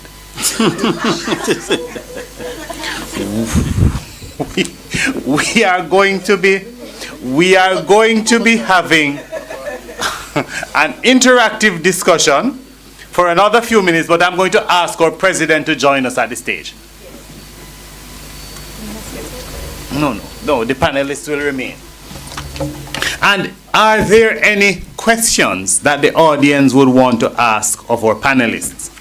While you think about the questions you would want to ask, I want to start in the way I began, by asking Dr. Reeves, why should taxpayers care what happens before a child enters grade 1?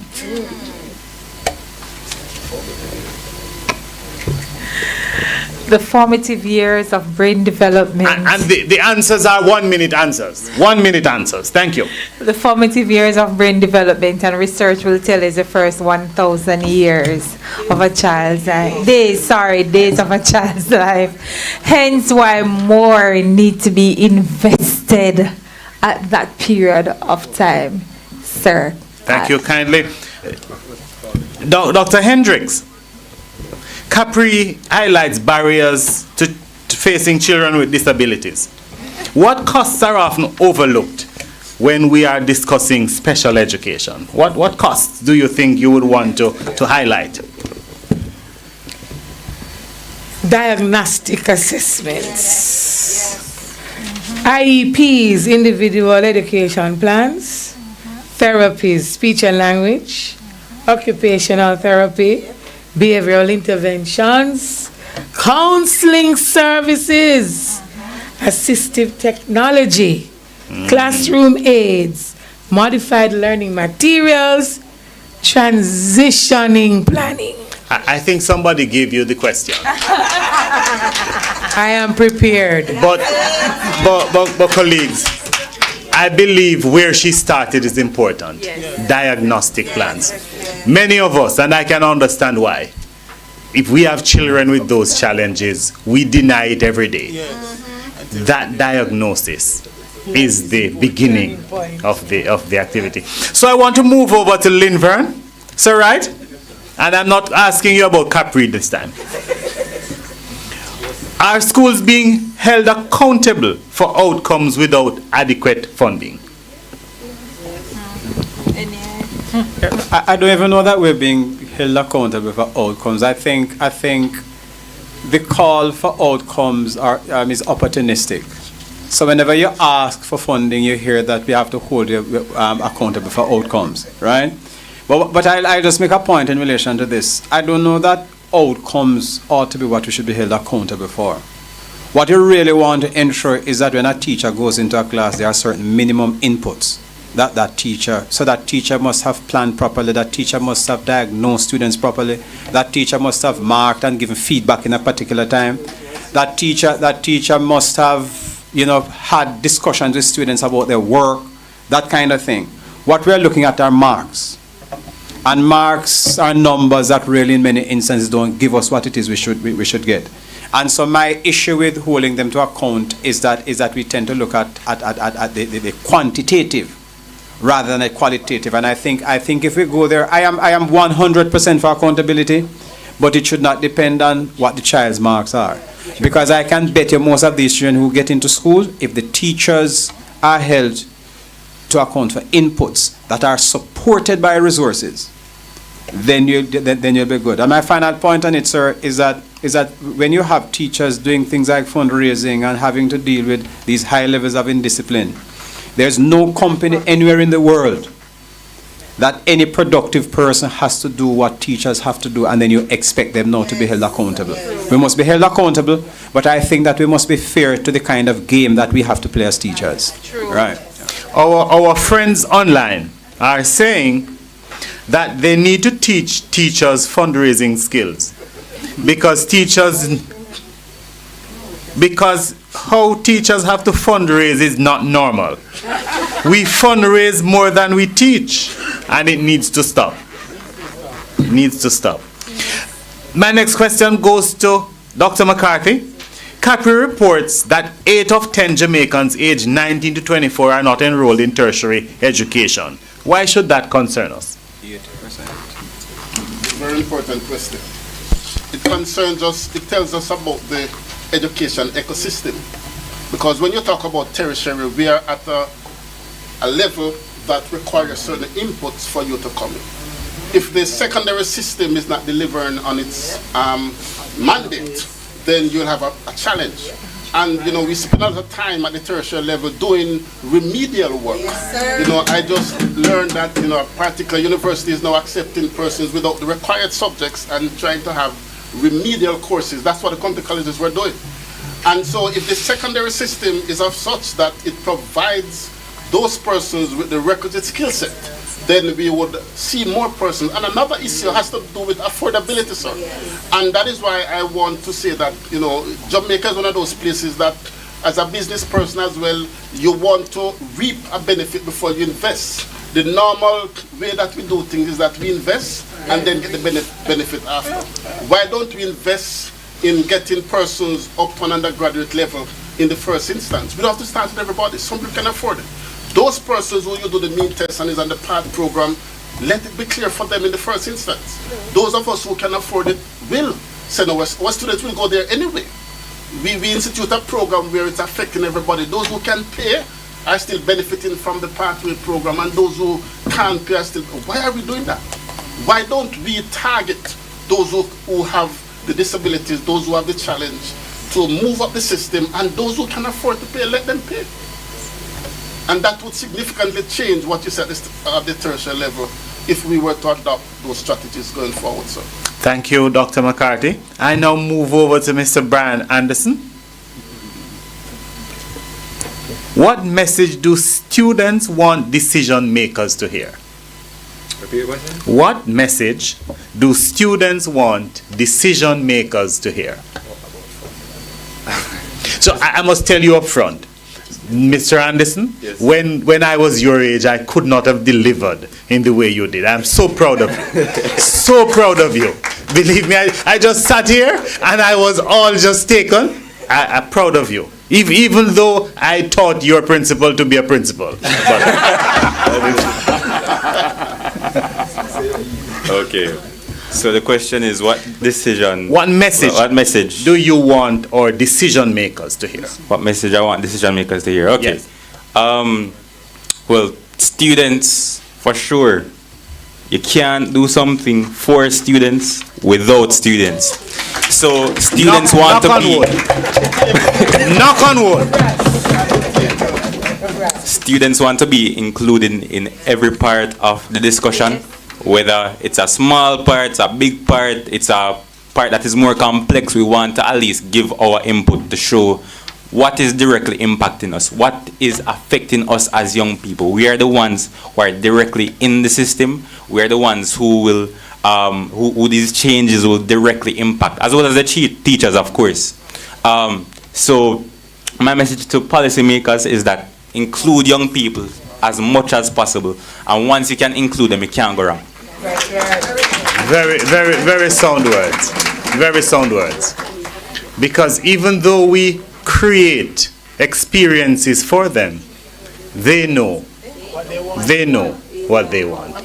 And sometimes if we just heard that, we would be able to craft the experience in a way that they would listen. Lieutenant Scott? Lieutenant Colonel Scott. Capri found that almost 1/3 of our children entering primary schools are not fully school ready.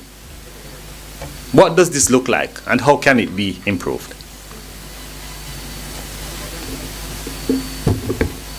Well, there are several issues that will contribute to not being school ready. So I spoke about, interventions like literacy intervention, numeracy intervention, digital learning, infrastructure, student wellness and mental health wellness. You heard a presenter spend some time on that. And then I want to inject now the parent support. Maybe because we are at the primary level and the government say you don't pay for anything, it means that they do not participate in anything as well. And that is a challenge that we have found at the primary level. So, it is important that we get that kind of support, to ensure that our students become ready for the next level of education. So thank you. I want to now move over to our parents' representative, Mr. Jacobs. What are parents' greatest concerns about educational quality and access? That it will benefit the child or children going out into the world. That it will make them, it is applicable for them, both local and globally. And also that it is in tandem with the different changes of time. That it will make them versatile and able to of course, to make money. To make money, to be, as I said earlier, to make themselves even better than we were at that stage.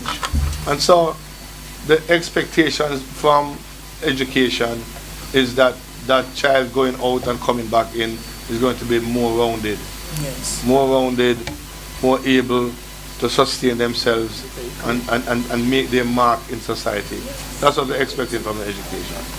That is correct. Now, I know that our next speaker speaks quite a bit on compensation in education.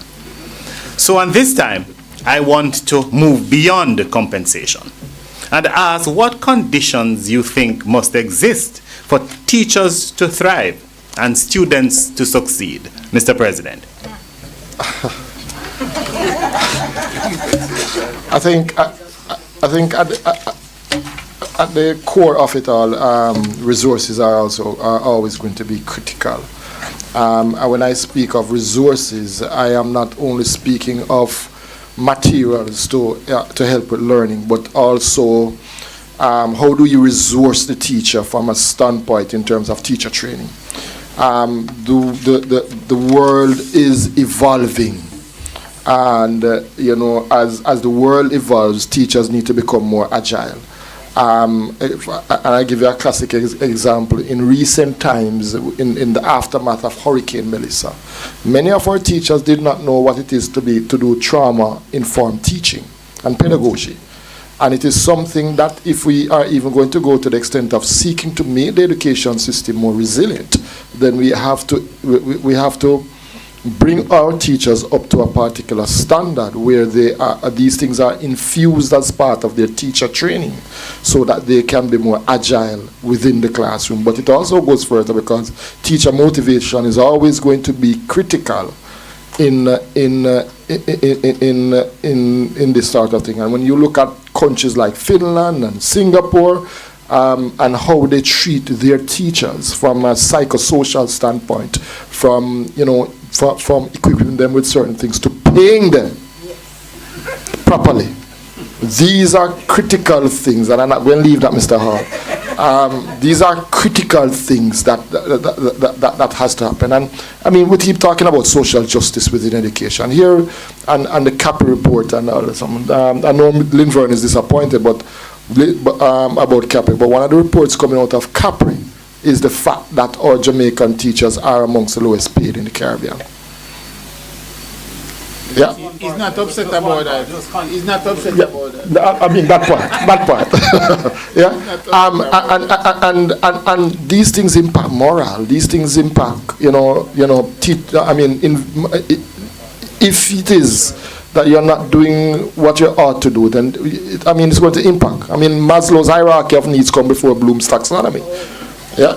And what that means is that you cannot expect a teacher to be in the classroom operating at his or her optimal level when the basic needs of food, clothing, and shelter are not being met.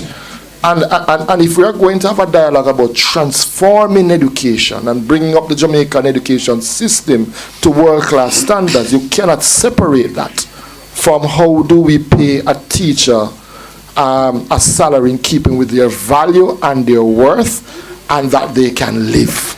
Thank you very much, Mr. Hall. Thank you, Mr. President. It may be important to note that Maslow's hierarchy came before Bloom's taxonomy because Maslow is older than Bloom. But that's a story for another time. Ladies and gentlemen, if we continue to do the same thing and expect different results, we are personifying insanity. At this time, we are going to thank you for the participation and thank our panelists, but to bring the matter to a close, we are going to be inviting Mrs. Aniona Jones. Oh, were there questions from the audience? My bad. Were there any online? Yes. Good afternoon, everyone. Not a question, but a comment. Now, I'm all for measuring output. I believe that whatever can't be measured, it's very difficult to manage. However, we have a pathway system that allows for us to say that children have different aptitudes and need to have different levels of support. And we establish this as soon as they enter the education system. When they leave the primary school level, they're placed in one of three pathways. And it reminds me of some of the roads that we're on. Yes. And the 3 lanes converge into one, and you have a bottleneck. At some point, we're going to have to look beyond the 5 CXCs, including math and English, or substituting City and Guild Stage 3, mathematics and English, as the sole measure of success, because it really is a pathway 1 model, meaning that the children entered high school ready for high school level instruction with minimal support. We are spending a lot of money on examinations, a whole lot of money on assessments. However, children leaving with some of these assessments are struggling to have them truly being recognized when they leave the high school and to find their place and to be able to work through. So I am proposing that as we think about funding education, we have to think about what happens when a student leaves with a combination of certificates that look different from CXE. And where do they now go for additional support? The other thing is, many of our degrees are becoming and have become obsolete. Many of the professions that my students will take up, some of them have not even been invented yet. And so this idea of education has to evolve beyond the CXCs and first degrees, but it's a good place to start. What about small courses? Tackle the credentials. How do we help somebody to do shorter courses? And will someone even recognize them? So I'd love to see the Ministry of Education and the other ministries really think about what happens when I do these courses and I actually get the certificate. What do I now do with them, and what value do they truly have if we don't go public and actually help people to even understand education. Thank you kindly. Now, are there any other comments, either here or online? There be none. We are coming to the close. We're going to invite Mrs. Aniona Jones and Dr. Mark Smith to conclude this day's presentation. Give them a round of applause.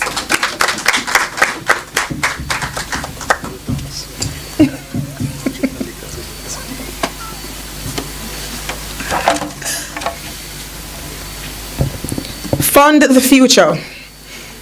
We must confront the true cost of education.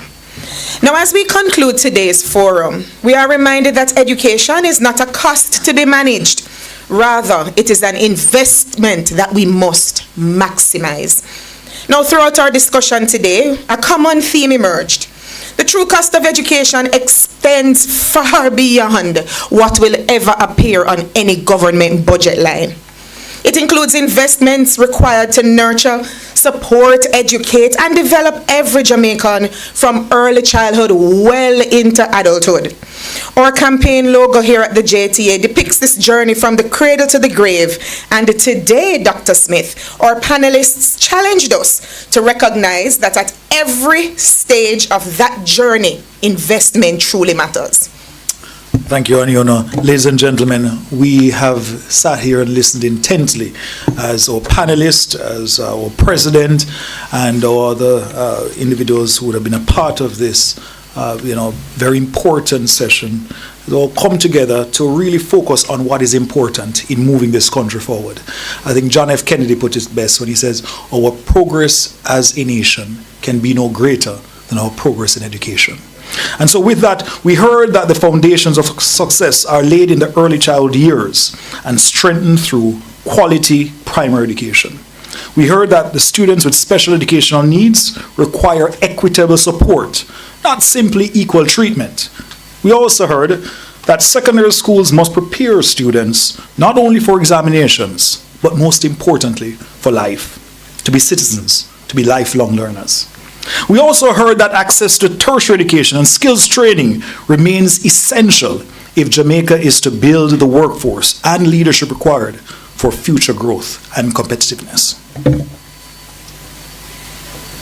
In addition to all that you've said, Dr. Smith, one of our discussions that we had was that one of the strongest messages that was emerging from today's conversation is that Jamaica must continue to move forward with a funding model that reflects students' needs, students' voices at the forefront, and student futures in a very real way. And we are having a discussion about the Flintstones and the Jetsons, and the fact that we must too think like Jetsons if we're to truly finance the future of this Jetson generation. Now, educational equity is something that we've all increasingly become able to recognize. However, some learners, some schools, and some communities, like some of those that I've worked in, require additional support. The same $1,200 US will not stretch in the same way in many of the schools that I have worked. Our modern funding model must therefore consider factors such as poverty. And there are degrees of poverty. Like some people actually poorer than others, and our funding model must take that into account. Then there is urban poverty versus rural poverty. There is differently abled, but there are true disabilities. And how do we help persons in the differently abled communities go beyond the life of their parents? Because some of them will need support for the rest of their lives as well. Can we identify a home or a space for the differently abled when their moms die or their cousins? Where do they go?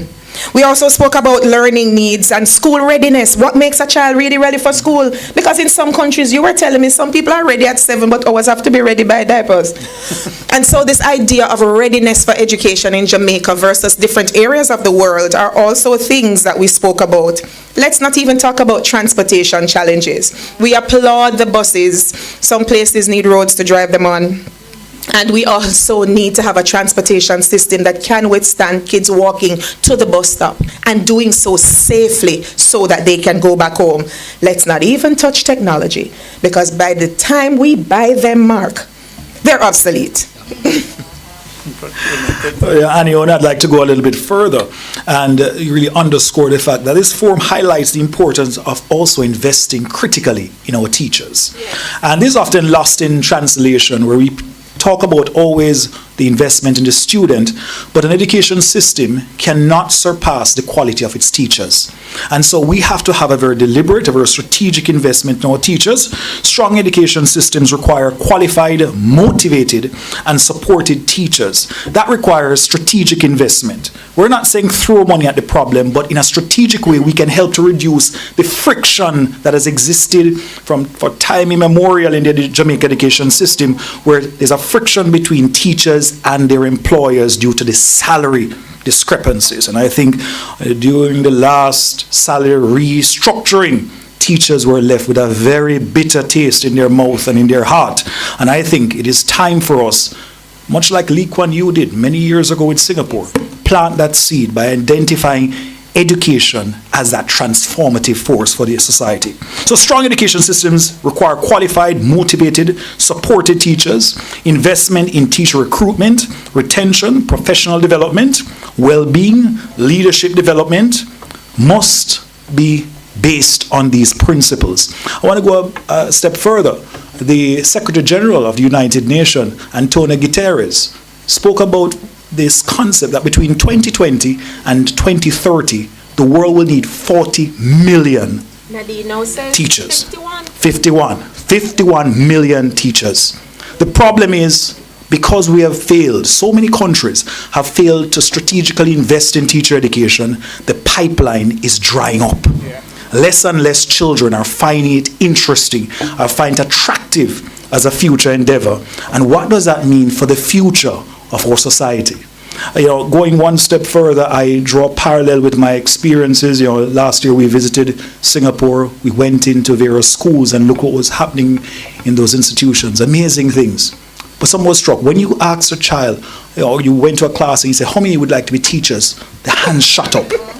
It was a place of pride to be a teacher. It was something they aspired towards. You can only go to the average school in Jamaica and ask how many of you want to be teachers. You struggle to get one hand going up. And the one that put up the hand said, no, miss, I just want to go use the bathroom. The truth is, we have to strategically invest in a way that ensures that the profession is attractive. At the same time, participants acknowledge that improving educational outcomes requires investments beyond classrooms and the salaries. And at JTA, we have spoken about that repeatedly. We're not only talking about, despite some people in the media fraternity that would like to pigeonhole us as only talking about salaries, we are so much more dynamic in terms of the dialogue that we've had nationally. But we talk about things also like mental services, student support programs, safety and security, technology, infrastructure, nutrition, parental engagement, guidance services, and the list goes on. Ladies and gentlemen, there's a lot to do. There's a lot of work that we can get done. But there's a famous politician that once said, sometimes it takes cash to care.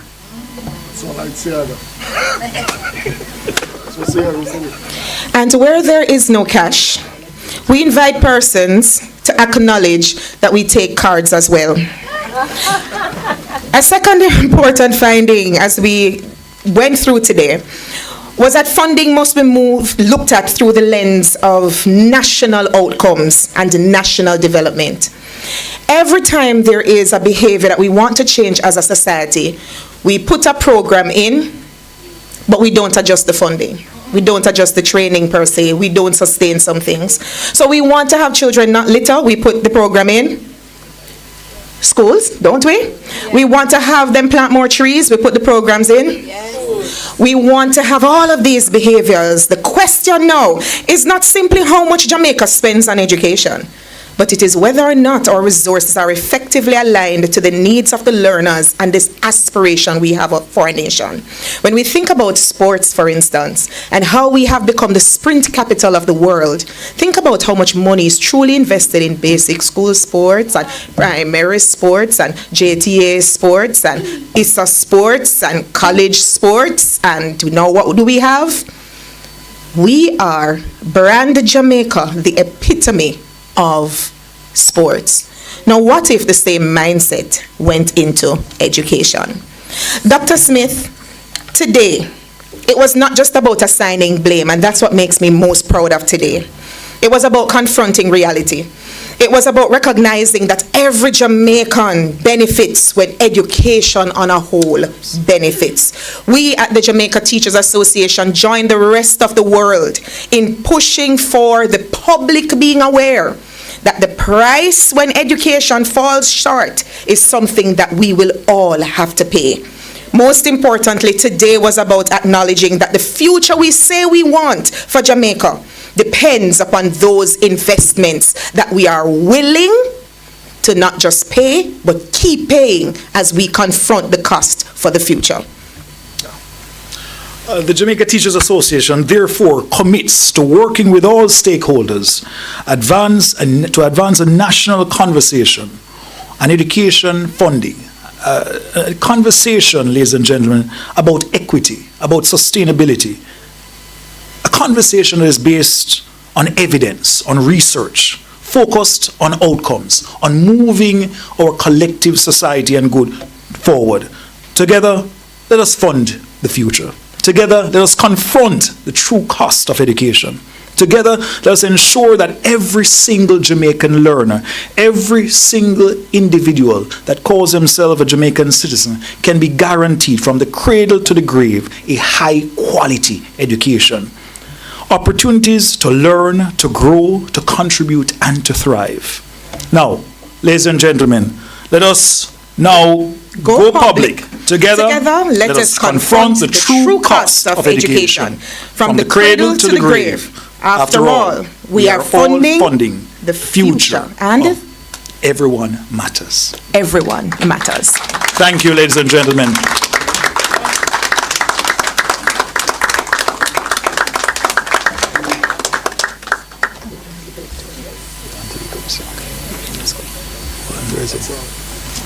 Ladies and gentlemen, the pleasure is now mine to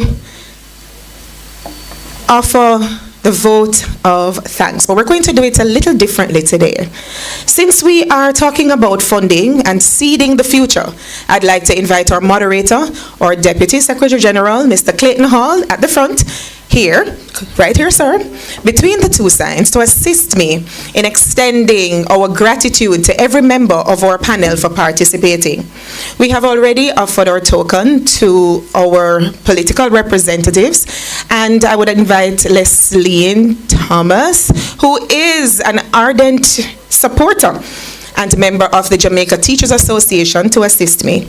We'd like to invite our president, Mr. Mark Malava, who felt it necessary to, under his leadership, continue the work of ensuring that the Jamaica Teachers Association be the critical voice in ensuring that the public remains aware of what it truly takes to have a world-class education system.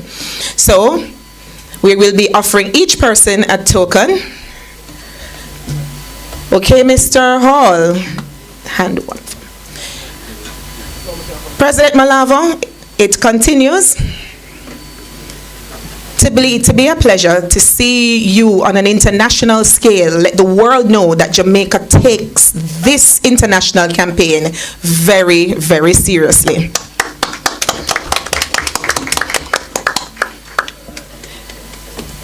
Dr. Latoya Reeves.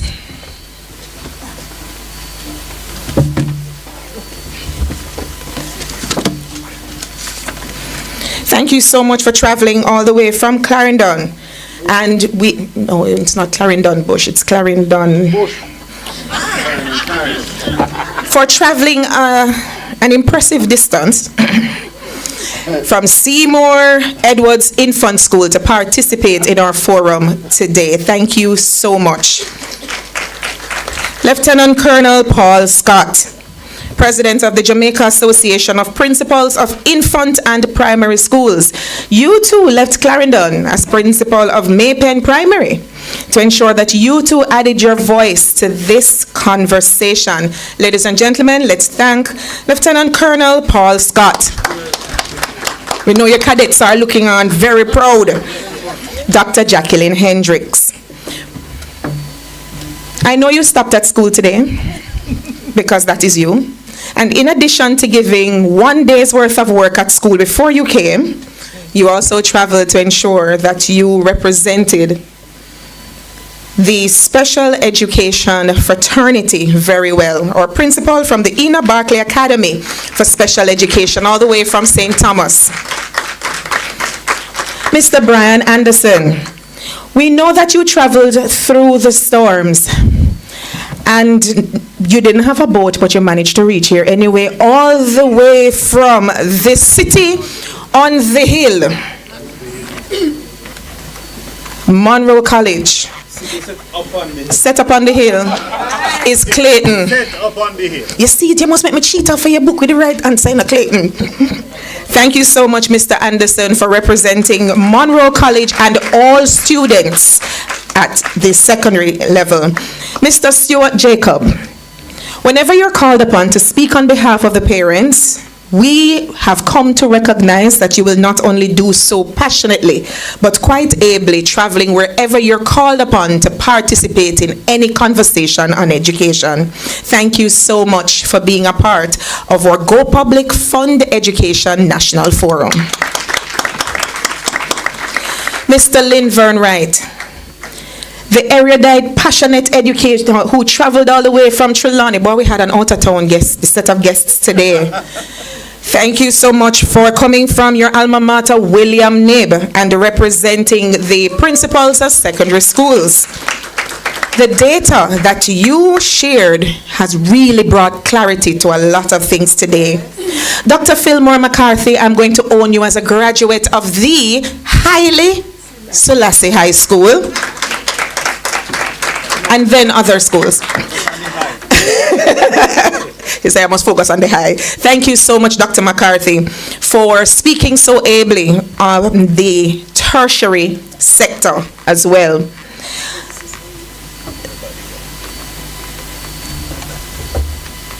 Leslie, please assist me in ensuring that our moderator too receives his token. So whenever you come with your union issues and you come to get the guidance, you will know that the Jamaica Teachers Association, we advocate not just locally, but we also advocate globally. Ladies and gentlemen, it is my absolute pleasure to have had the opportunity to organize today's forum, Go Public Fund Education Jamaica edition. Thank you. Refreshments are available upstairs in true Jamaican fashion. We have to feed you.